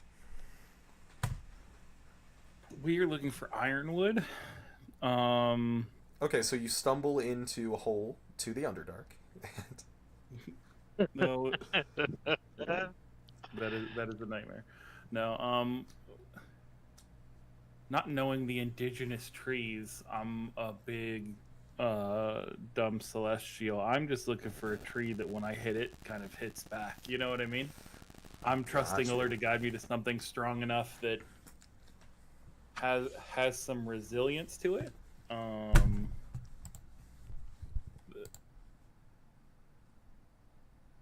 get. I don't know what nature is Very around there. fair. Very fair. For me, it's like know. I would say a big oak tree, but like, you know, what season is it in Faerun that it may be oak trees? I 100% know what Uller would be looking for. Mm-hmm. That kind of goes along with what Adriel's trying to describe. As we're moving through, I'm trying to find a tree that has a specific type of moss growing on the outside that very closely replicates the purplish hue of Varnick and Varnick's beard, so that it can be a continuation of him in spirit through this tree.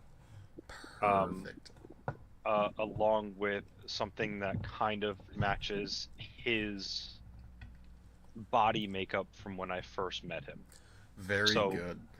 Tall stature, a little bit wider, but that just friendly face in the front. Very, very good.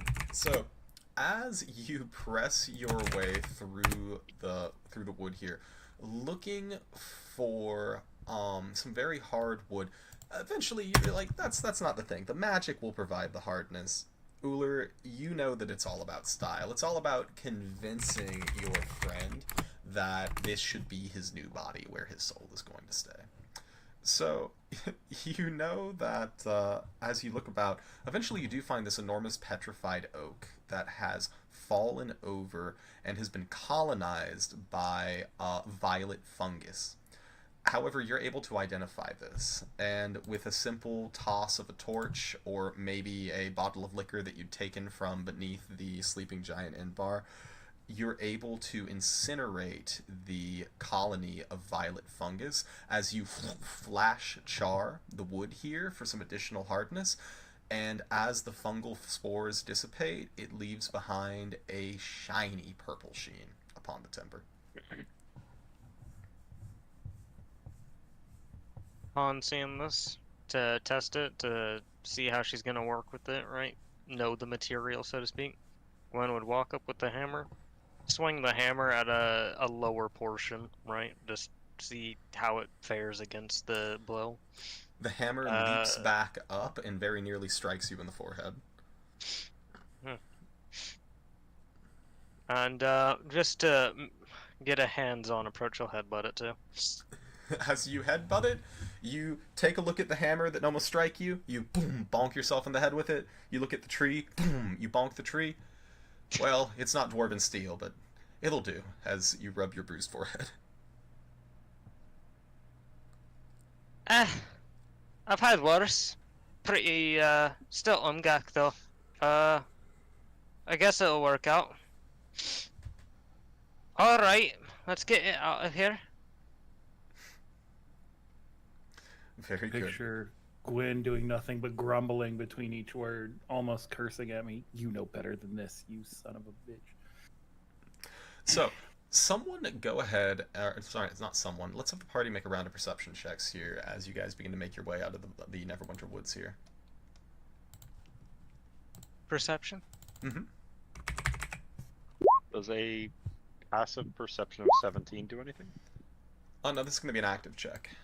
Okay. Yeah, as passive perceptions, yeah, not going to be enough to cut it here. Mine's 18. fire. 3. Let's see here. Gwen, is that just an 18? Yep. Very good. With an 18, as the party begins to press their way out of the woods here, all you would note, Gwen, is that Iris has been conspicuously quiet. Normally one would see the bending of the trees as the great Tyrannosaur would be moving about, or perhaps hear her tremoring footsteps, yet there is no sign of the beast.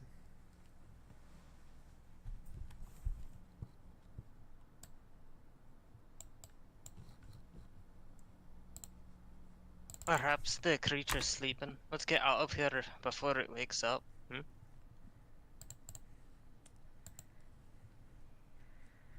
Very good. I will not do my best to use the strength that I have to kind of heft this as much as I can and pull with a little bit more efficiency, recognizing the importance of that.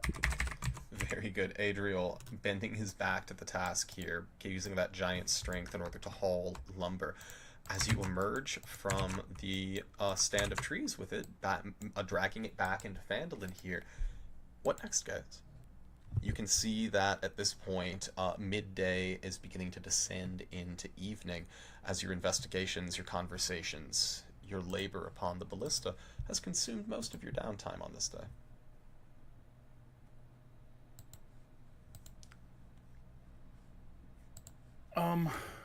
I think I would start hewing it into. I would effectively ask Gwen for dimension, if that makes sense. Like, hey, what are the approximate sizes you need so I could hew it down into a more functional working form?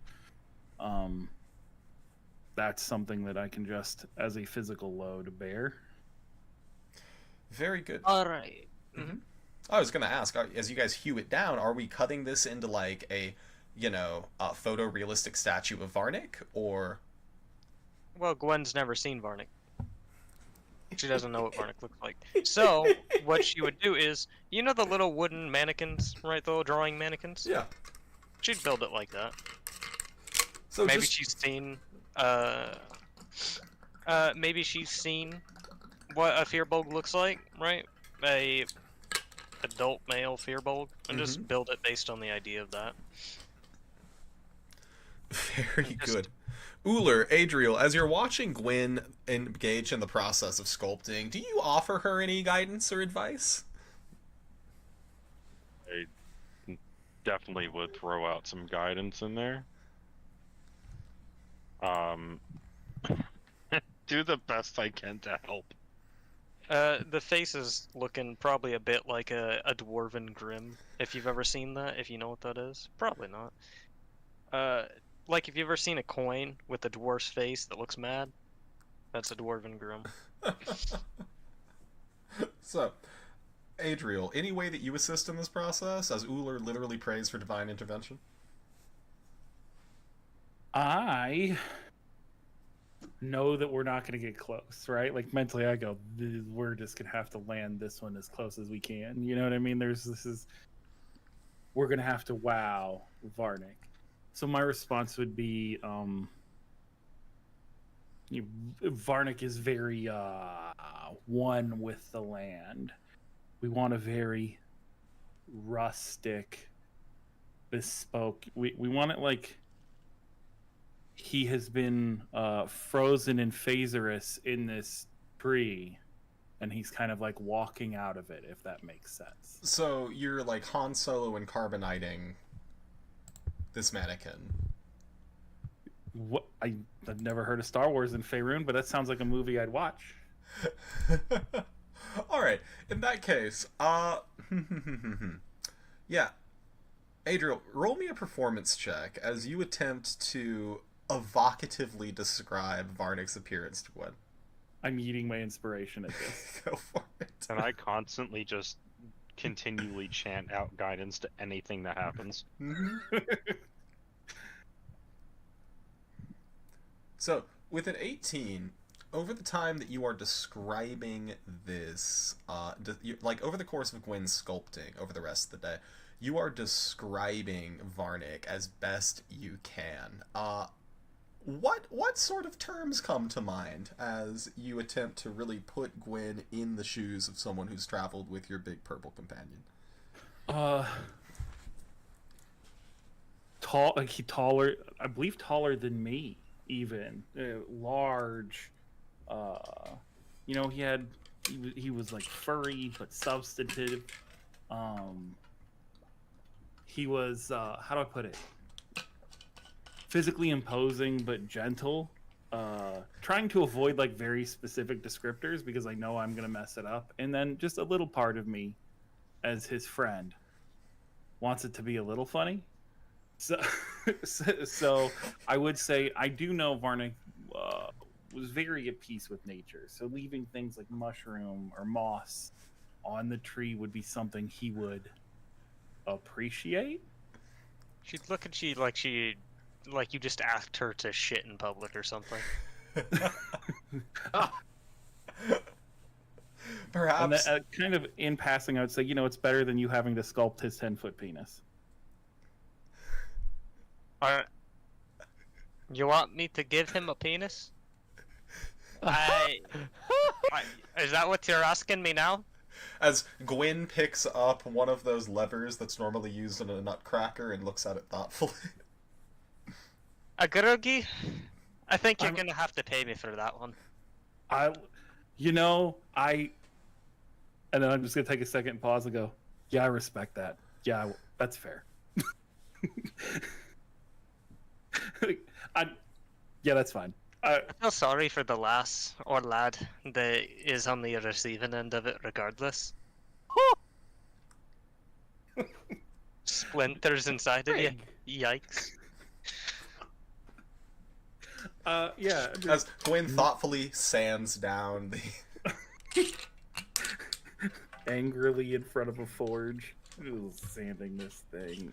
So, who did I get it with? So, with the successful performance check here, Gwen, you're going to have advantage on your woodworker's tools. Go ahead and roll me woodworker's tools using... Yeah, just using dexterity as the modifier here. You do have advantage, and you do have the benefit of Ullr's guidance. The question is, do they have, like, expertise? Or, like... I do. Like, I don't know how... Okay. I have it, or expertise. I mean, I have proficiency. I don't... Calling it right now, double nat ones. Oh, bro, let's go. So how do I roll? First off, I'd have to spend an hour using my thieves tool kit, right, to make that. But I can make it just through being an artificer. I know. Yeah, I can as you reshape your multi-purpose tool into its woodworking configuration. How would I roll this? This is your woodworker's tools with advantage, and it's using dexterity as the governing modifier.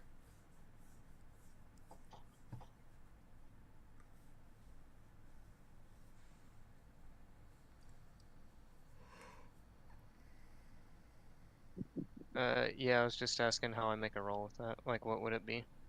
So your proficiency bonus is +3, if I recall correctly, Leo? Or +4 at this point? It's 4 now. Very good. So you're rolling with a +8 plus dexterity with advantage. Okay. Very good. So that's a 21, it looks like. I'm gonna add a flash of genius to this. Pushing that to a 26. And the guidance? With a 29. By the time Gwyn finishes sculpting, the sun has sunk low over the horizon, and you are burning precious candlelight. Yet, the frenzy of creation is a manic task. And by the end of it, urged on by Adriel and Ullr's tales of their companion, you have produced a vivid likeness to a person that you have never clasped eyes upon. Yes, indeed, a slightly dwarven face, with the 29 just shy of the 30, but that is appropriate for Varnick, given how long he had been exposed to his belt of dwarven kind.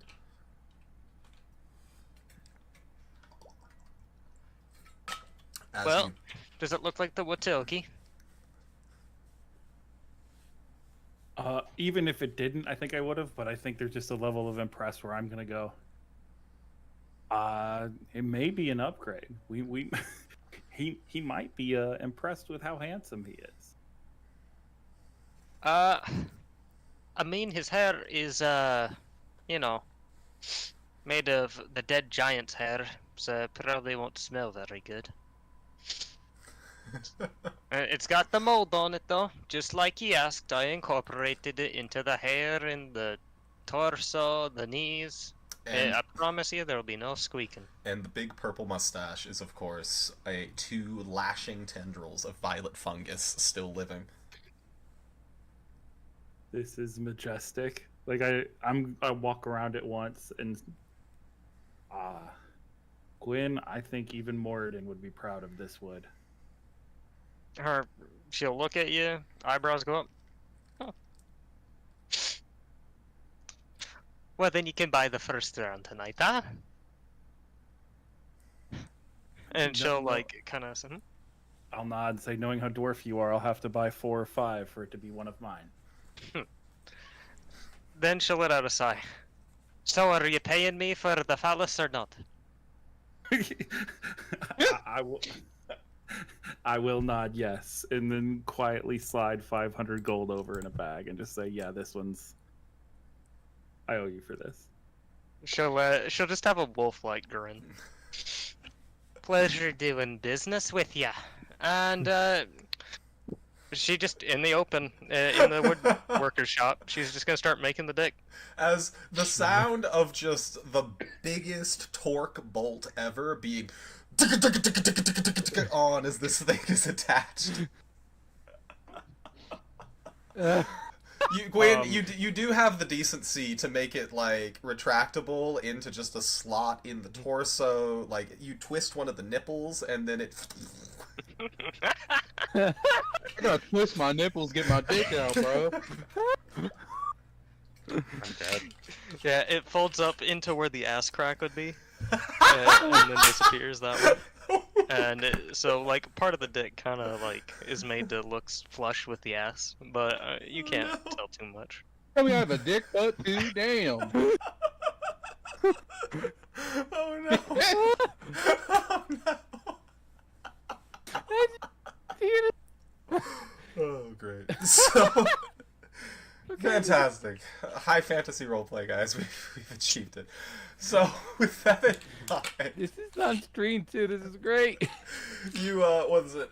You notice that as you drag this body, this mannequin you've made back into the sleeping giant for the evening, as you begin to reconvene and discuss the next day's plans, you notice a number of mothers dragging their children inside as this horrible creation is paraded through the street.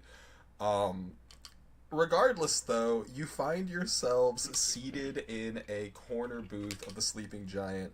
Once again, your mannequin buddy propped up like Weekend at Bernie's via his kickstand. I hate this, that I'm even going to announce this. But Ben, Uh-huh. as the 3 of us attempt to put this thing down inside the chair,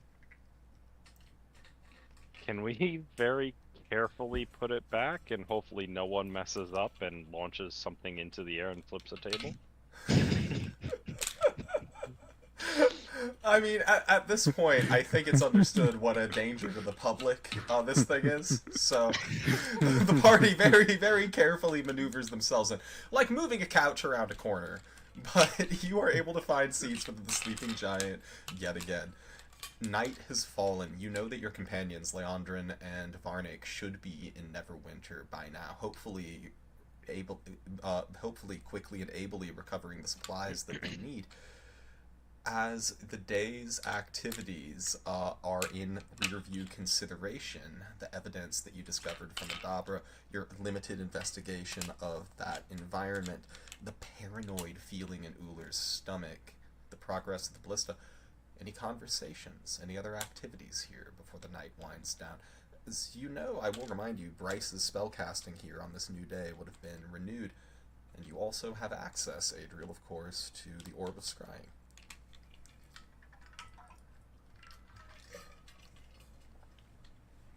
I do. Are you asking, should we scry on our friends? Not necessarily. I was just asking if you guys have any conversations to pursue with each other, any other downtime activities to conclude here as the day is beginning to turn into night. It's up to you guys. I'm not necessarily suggesting anything. Does Bryce have... Wait, is this a new day for Bryce, or I thought this was the day from before? No, this is a new day. Oh. Would we have a sense of how far the court may be in the woods? How far the court may be in the woods? No, and that's actually quite strange, as no location for this court is given. The only directions that you have been given are to report to the court officer of your borough, which is Phandalin, which is the big apple tree outside of town.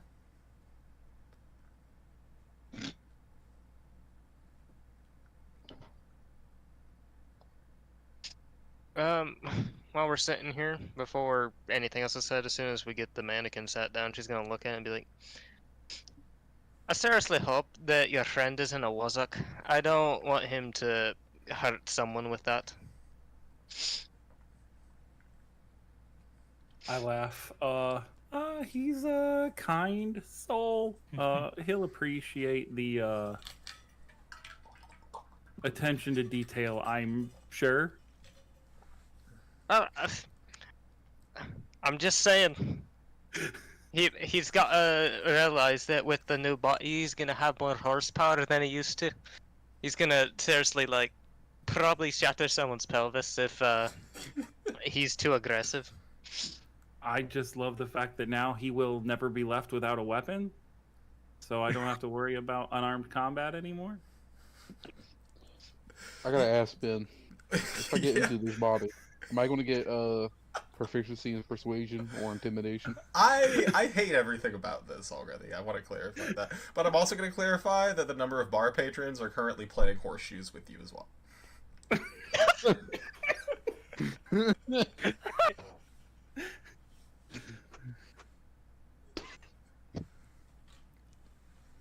Oh man.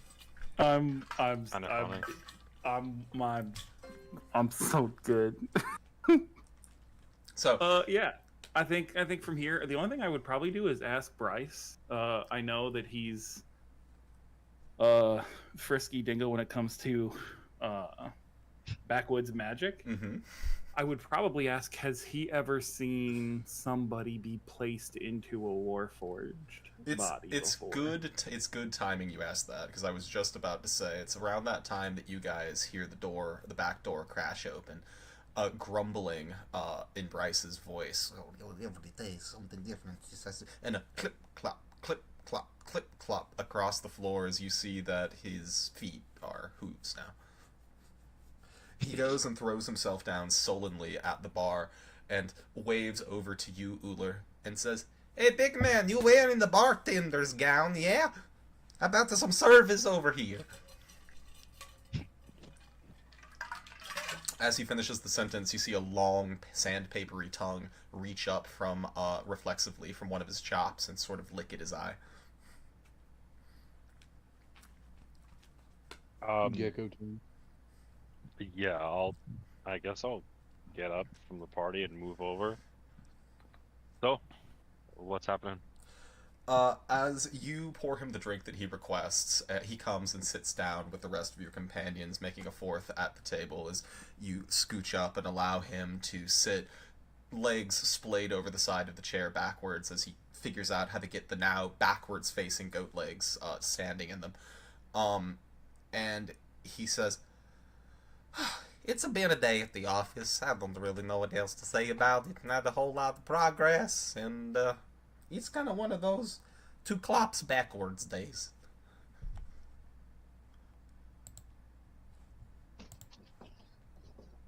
Two flops backwards.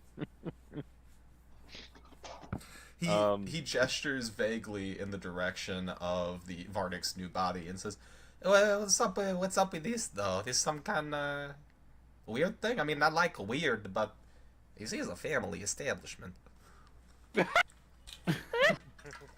I would step out and say we are having problems getting access to Varnik's body in the short term, and we're hoping to convince him that a large body will persuade him to hop over and help us until we can go get it back. He looks over the mannequin and says, "Trouble getting access? I would guess that the feeling's probably very mutual for him, usually." Is there... Have I... Probably. Well, what was the sentence ending? Have you ever assisted with or seen somebody's spirit be put in a warforged body before? Well, first off, this looks more like a love forged to me. But, distinctions. I mean, like I said, man, I have a very long career. Battlefield medicine, barber surgery, grave robbing. I mean, pretty much if it's got a soul and it's got the body that it can be discorporated from, I probably put it in one thing or another at one point. I mean, heck, I got some canned food on the shelf. I open that stuff up, sometimes it scream at me. Is there anything you could recommend to have us have a more favorable result in his recorporation? I mean, what's favorable mean in this scenario? With his faculties about him? Go on. I'm going to say, and don't damage the art. It's a good art. You did. Hey, he pats you very gingerly on your hand with the Frankenstein ogre arm that he has, and says, "It's a very good art. You did a good job. Real eye for detail. I can tell. It's a loving hand that it was crafted with. You did good." The Makaz is just a rune on the sword, basically. Couldn't you just transfer it? With a bit of help from you, probably, or whoever. I mean, I guess I never really do runes and stuff because I never learned how to read. But probably it's simple, right? You take one thing off, you put down another thing, and you just however many stitches and staples you need. Can I roll an Arcana to myself to think about the idea of just transferring the rune? Yeah, you sure can. And Bryce will assist you with that task, because he is proficient in Arcana, despite the fact that he does not read. Yeah. I'm a flasher genius, that. Very fair. With the natural 2 for a 16 here, a respectable roll. As you consider it, you consider some difficulties, right? One of the things about, dwarven runesmithing is that, all of these runes are designed very specifically for stone and steel. Almost every single one of them, right? And in particular, you know that a rune that might be implanted in basalt is not going to be the same as a rune implanted in granite. And as you consider the possibility of bringing dwarven runecraft to woodwork, you can feel the gaze of 100 furious ancestors staring down your back. Yet, it's probably possible. Alright, so here's what we're gonna do if we're transferring the rune versus just doing anything else. I'm gonna get some stone, and we're gonna do it on that, and he's gonna have a stone in his chest. I ain't doing it on the wood. As you consider that, a stone in the chest, useful. Definitely a good idea. And as you know about the nature of magical conductivity, the more valuable the stone, the more conductive. Do we have any valuable stones, guys? We might have just picked one up. Well, can I make a long distance phone call to Leandrin through the mouth of Bryce? Bryce goes, yeah, I got still most of my spells for the day. As he opens wide. Remember, you gotta shout. Gotta shout. I would grab Bryce by the head and yell, Leandrin, need you to buy valuable stone for Varnik's heart. Try not to explain it to Varnik. It'll take a minute, and some things will pop up. It's about 25 words. Leandrin, as you and Varnik are just beginning to get back into the air, right as you're getting comfortable in the Quetzalcoatlus' mouth, you hear Adriel's voice ringing in your mind. I imagine I'm surprised because I haven't experienced a sending spell in quite some time. Conveniently, I suppose. But I then answer to him, what kind of stone? Does it need to be fancy and expensive gemstone? Or because, I only have so much money. You hear the sound like an old phonograph being played out of Bryce's mouth as Leandrin's voice emerges from it. I would respond, from Bryce, quality unsure, just valuable.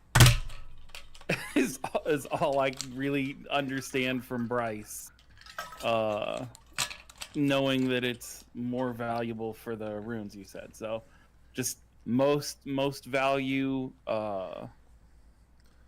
we will pay you back when you get back.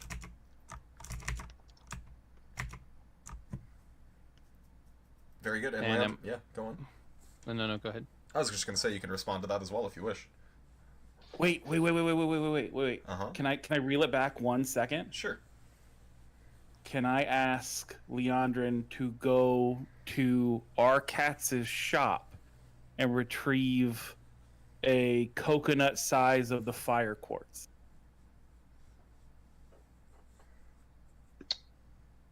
Yeah, very good. I'm sorry if that's a curveball. No, that is not just... at all. You guys have like what, 50,000 GP worth of fucking fire opal that you guys dumped off there? I can't remember fire how opal, much it that's was. it. 300 pounds, which is a weird number, but yeah, no, it was a genuinely preposterous amount of fire opal. I remember that much. Give me a second. Coconut. You learned about a coconut because Varnik brought one back. No, it was 450 pounds of fire opal. Let's even be more than that, specific. just telling Leandrin, like, 5 pounds, something that's heart-sized of the fire opal.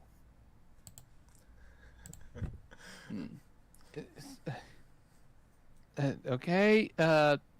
Heart-sized fire opal. What else? That's it. Yeah, sure, and I'll have some cake with that order too, please. Very good. As the sending spell ends, Bryce pops his jaw back into place, massages it a little bit, and says, "Yeah, I never do get used to that, really. Eavesdropping does not come naturally to me." As Kogi, you're a strange and scary creature.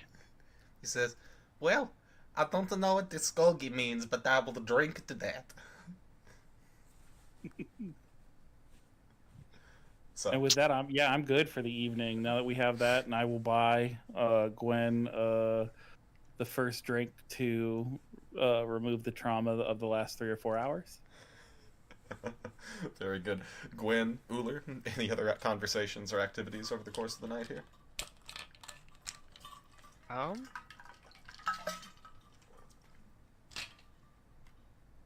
Probably not.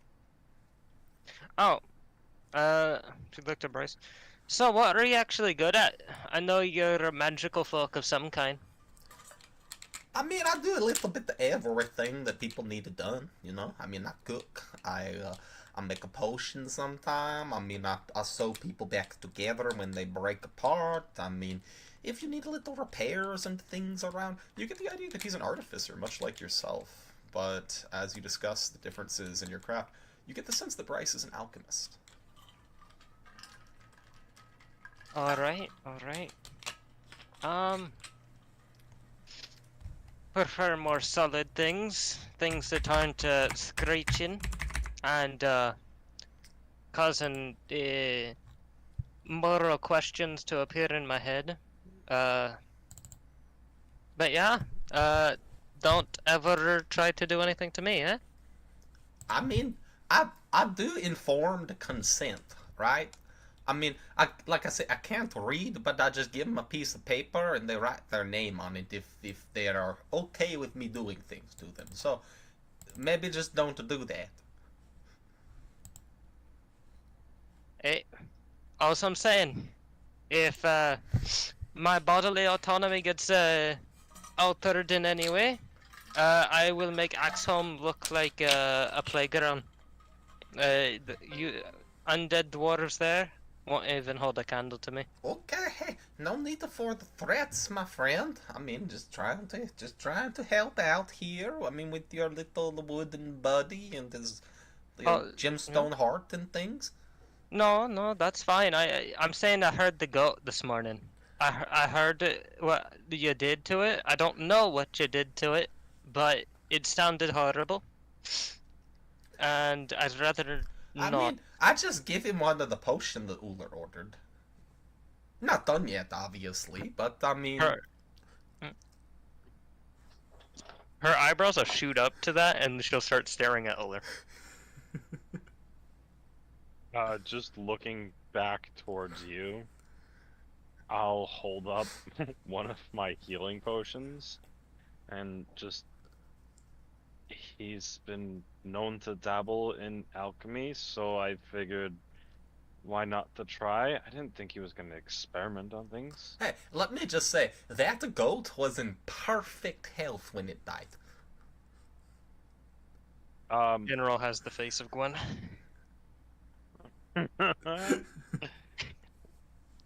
I'm guessing that this goat is currently in our stew. As you look down at the goat meal before you, you can absolutely, you can absolutely gather that. I love it, man. You stole my word, but I'm happy for it. I It's love canon. goat meal. Yep. As to your amazement, like Valric Blackthorn is one, like Leandrin, happens to enjoy the goat meal and has been keeping on the tradition as he is back in the kitchen there. I guess since Bryce is continuing whatever he is doing, I'm back to what I need to do. Hoping that he can finish what I need. He says, hey man, I mean, I roll the dice every day, and when it comes out good, I'ma let you know. It sounds good. Bryce, I do have to say that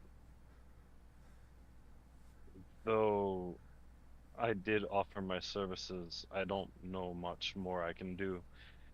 We will have to leave shortly. I mean, what the for? I mean, you got some big adventuring stuff to do? Got to go back to Axholm or something? Or, like, slay another dragon? Or, like, defeat the evil wizard or something important? From what I understand, something is going to be slain, but I'm not sure if we're going to be doing any killing. I mean, that's very vague. I mean, you're my friend. You're making me a little worried about you. What's happening?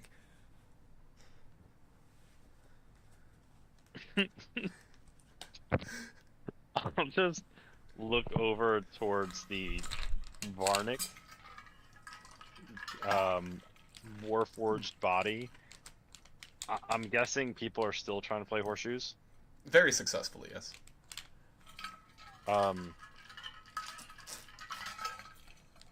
Yeah, kind of pointing over to the Varnic bot and looking back towards Bryce, just some things need to be done to make sure that we can get our friend back and on his own 2 feet, not inside of a piece of steel. He kind of looks from himself to Gwen to Adriel to Uller and goes, I mean, why not just put them back in there then? I mean, we got like counts like 3.5 brains here. I mean, I'm sure we can figure it out.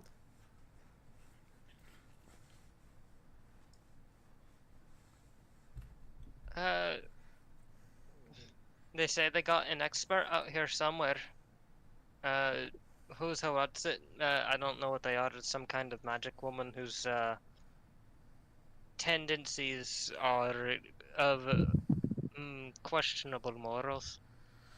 He takes another look at the Varnic statue with its prodigious protrusion and goes, "Oh yeah, very magic woman. I can tell."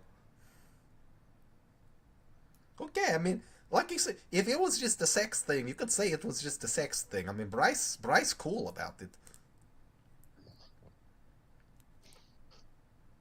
I don't know. This is for you guys to decide if you want to ask him. She's gonna climb up onto the table and just kind of like walk off.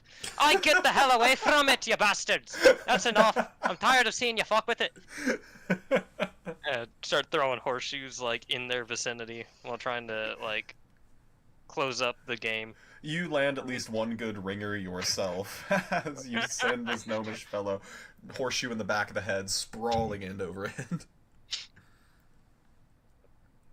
This is an open question to the party. Do we ask him about Adabra and push for it?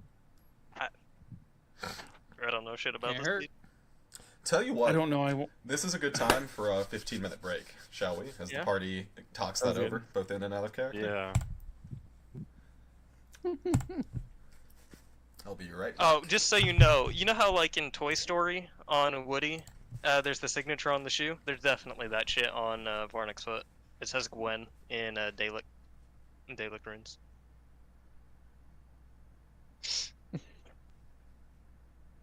I kind of messaged Adriel. I said, "Here's your chance to give me a 10-foot dick, man."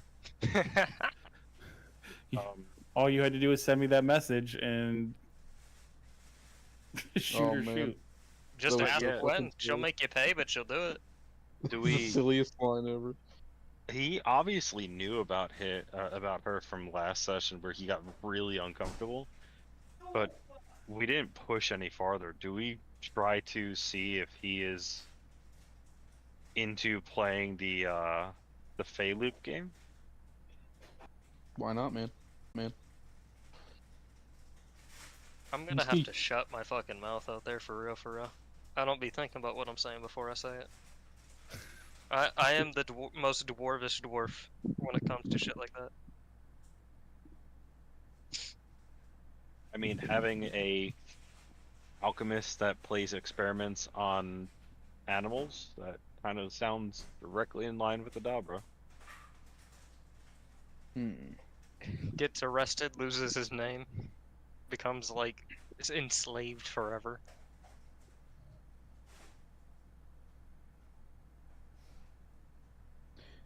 I thought about it for a little longer. I think the dragon scale mail will probably make the most sense on Gwen. For a few reasons. It won't make my AC any higher than it already is. But it'll stay the same. Unless Gwen used her infusions on herself Question already. though. I don't- You're saying for you use the armor? Don't you get resistances based on armor on the dragon skin? I get acid resist, but I'm saying like it would give me disadvantage with stealth, which I don't have currently with my current wood setup. You don't But- get disadvantage on medium armor. Scale mail, it doesn't give you disadvantage? Yep.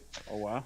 I have infused half plate armor. I can move the infusion to you because I do have some infusions in my list that were kind of set up specifically with you in mind. So I could just move that to you over a long rest. And I don't think my actually that would lower my AC then, wouldn't it? No, It's it's magical. 14 plus 1. So 15 plus 2 with your dex. It'd be the same as half plate currently. I have 18 right now. Is that with your shield? Nope. Shield would make me 20. I just don't have it equipped because it's permanently locked onto my arm then, and it's So you just have cursed. a plus 1 half plate from the thing. Yep. Well, it's just half From- plate, I think. But oh, from the infusion, yes. Sorry. Hmm. What But is like it? I, It's a scale mill? I mean, if you want it, but I imagine you wouldn't want to have disadvantage on stealth. I already have disadvantage on stuff. Oh yeah, him. Damn. Yeah. My brain don't work. It'd be, I mean, you'd have a 15 plus 2 to your AC base. Yeah, so I'd go down 1 AC if I equipped it. Well, then it'd be pretty bad for me to give it to you then, I imagine. Yep. Yeah, 15 plus 2 would put me at a 17. Be right back. I use a shield, so it wouldn't really work out for me too well. What do you mean? Like, because I currently have just, what is it called? I have breastplate. Oh, you Medium do? armor. Yeah, I have breastplate, so it's medium armor that gives me my dexterity bonus without having to deal with any stealth disadvantage. Well, So then. it's 14 plus 2, so I'm at 16 base, and I have a shield, so it puts me at 18 with your plus 1 shield that I'm currently using, unless it's Adriel's, it's 19. Ooh. Well, then, So you know what? I guess if no other good quality candidates fucking just tie, I'm also completely attuned out. So does this require attunement? attunement, it I'm does. guessing for the extra It do. stuff. Hmm. So Well, damn, I also have an open spot in the future. there you go. Fucking. It looks like, yeah, it looks like attunement for the extra features, but you get the plus 1 AC bonus just off the bat.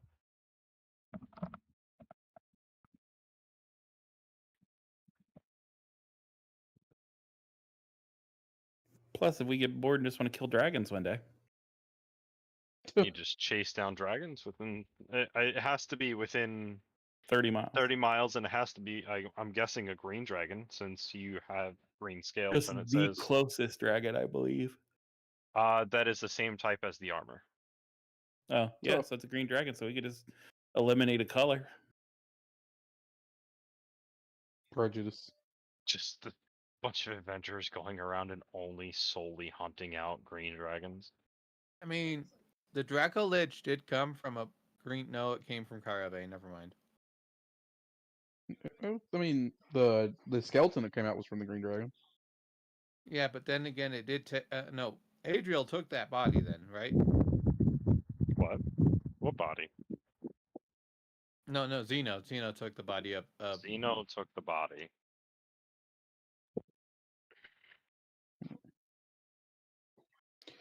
Well, Yeah, Zeno took the body of the Cryovane, but the skeleton disappeared in some other way.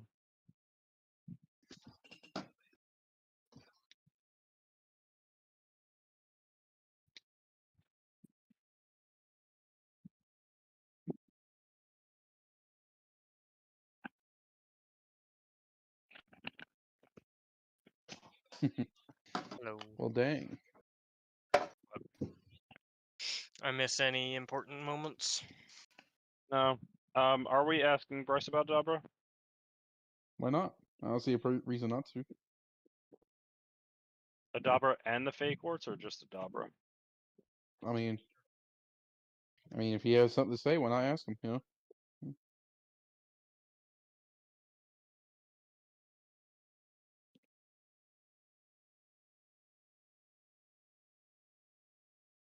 So does a Dabra actually have like a soul transferring like ability of some kind for this?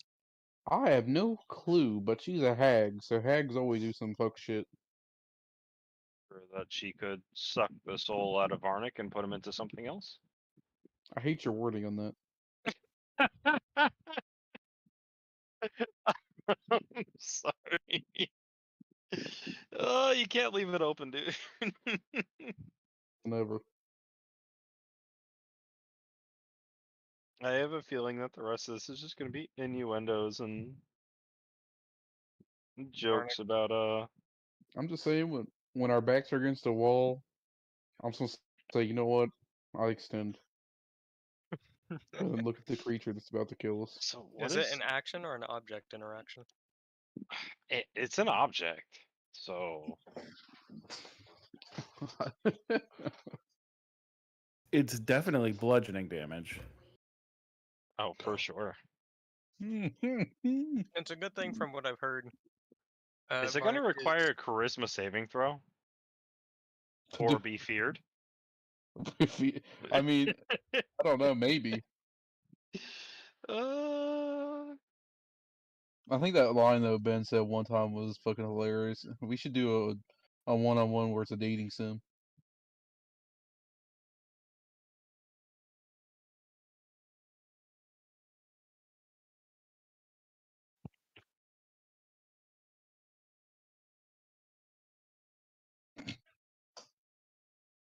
so Ben, that is the question for you. One, is it an object interaction to take it out?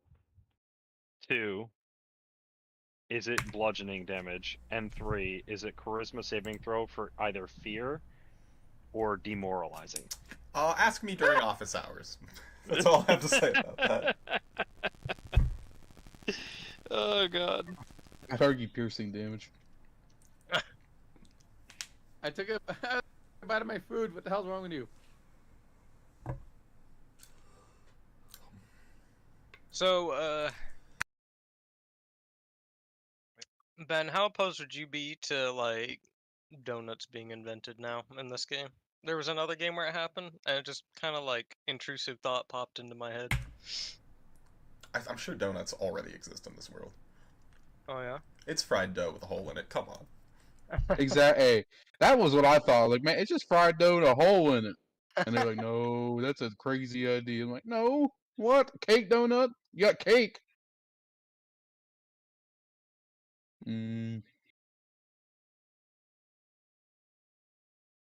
Begrudgingly had the nat 20 a persuasion check to a baker to make donuts.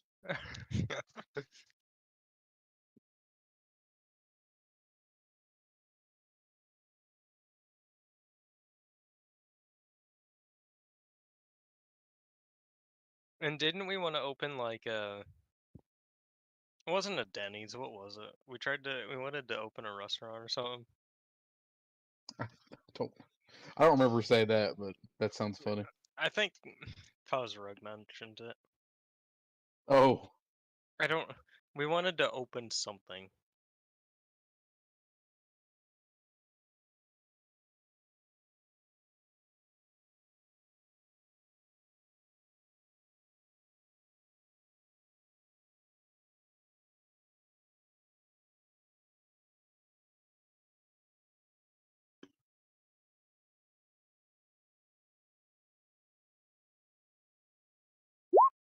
I'm just gonna put that out there. I'm here. Paying attention. When everyone else is ready.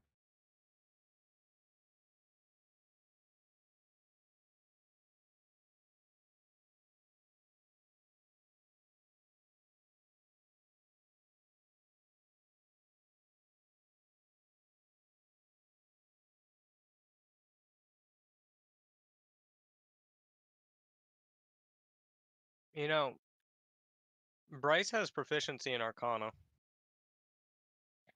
I'm an artificer, a dwarven one at that. Working with dwarven runes. We could always hillbilly homemade put Varnic back into this new body. amen. I mean, we could do it before the court. That way, Varnic could speak to Adabra in a Yeah, more oh my God. corporeal form. Wait a minute, wait a minute. He can prove that he thinks that she's not ugly very easily now. Oh my god. I hate that I love that. She's not ugly to me. Twist nipple. Boink. Or no, it actually. Wait. What they say? She is ugly, or isn't Mhm. ugly? She is ugly, and that is a crime to Faye, apparently. That's a crime to the summer court, I think. Well, I mean, it is summer. That might be, damn. El Bozo. Who decides if someone's ugly? Isn't The it subjective? uglyometer. No, it is. There's a whole thing by FA standards, man.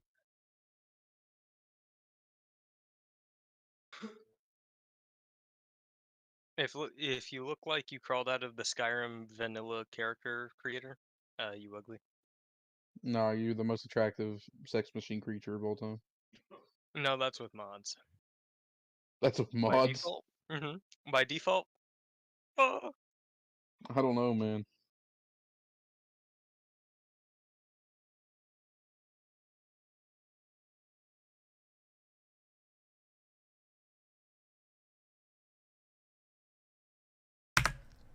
Very good. So, as we finish our 15-minute break here, has the party reached any deliberation on the point of Varnick's body, Bryce's assistance? I think we're just. I mean, I brought up the question before on Adabra. I think I'm just gonna be like, as we're sitting around, Bryce. Just one question for you again. Um, I heard a name Adabra. Does that name actually mean anything to you? Bryce chokes on his drink. Who now? No, I never heard of that person. I don't know that old lady. No, no. Nobody said it was an old lady. I mean, with the name like Adabra, you think that she a young girl? That's a grandma name. Obviously, Define a young. grandma name. Say it one more time, Glenn. Define young. I'm 50. By your standards, I'd be a grandma pretty much. He nods and says, I mean, I have parts of me that are older than you, but I'd say that on average, I am younger. Oh. As you guys mentioned Adabra, everyone go ahead and make an insight check. I think through dialogue alone, I called it bullshit. But yeah. I mean, obviously, it's bullshit. It's more of a question of what you know this. With a 16, you notice that as Adabra is mentioned, he starts reflexively rubbing his nose. Oh my god. Cokehead.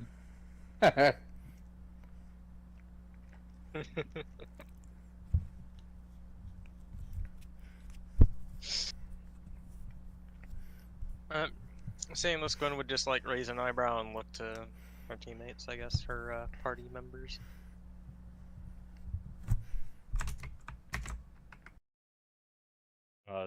Do you say anything to us, or you just kind of turn and look towards us? Just kind of like she don't know this dude well enough to like pry further, or Adabra for that matter. I don't know her either. I just makes him feel uncomfortable, so I'm trying to see what it is and their connection. Adriel, I mean, you are the expert upon the town hag. And even I had limited interaction with her. Looking at me, I would respond just in a giving a look to Gwen and to Uller that Dauber has some proclivities. Some of the medicinal variety, some of the corporeal thirst, and it would not shock me if she was a vendor for some of Bryce's more important needs. Ha! No, I don't think so. I never met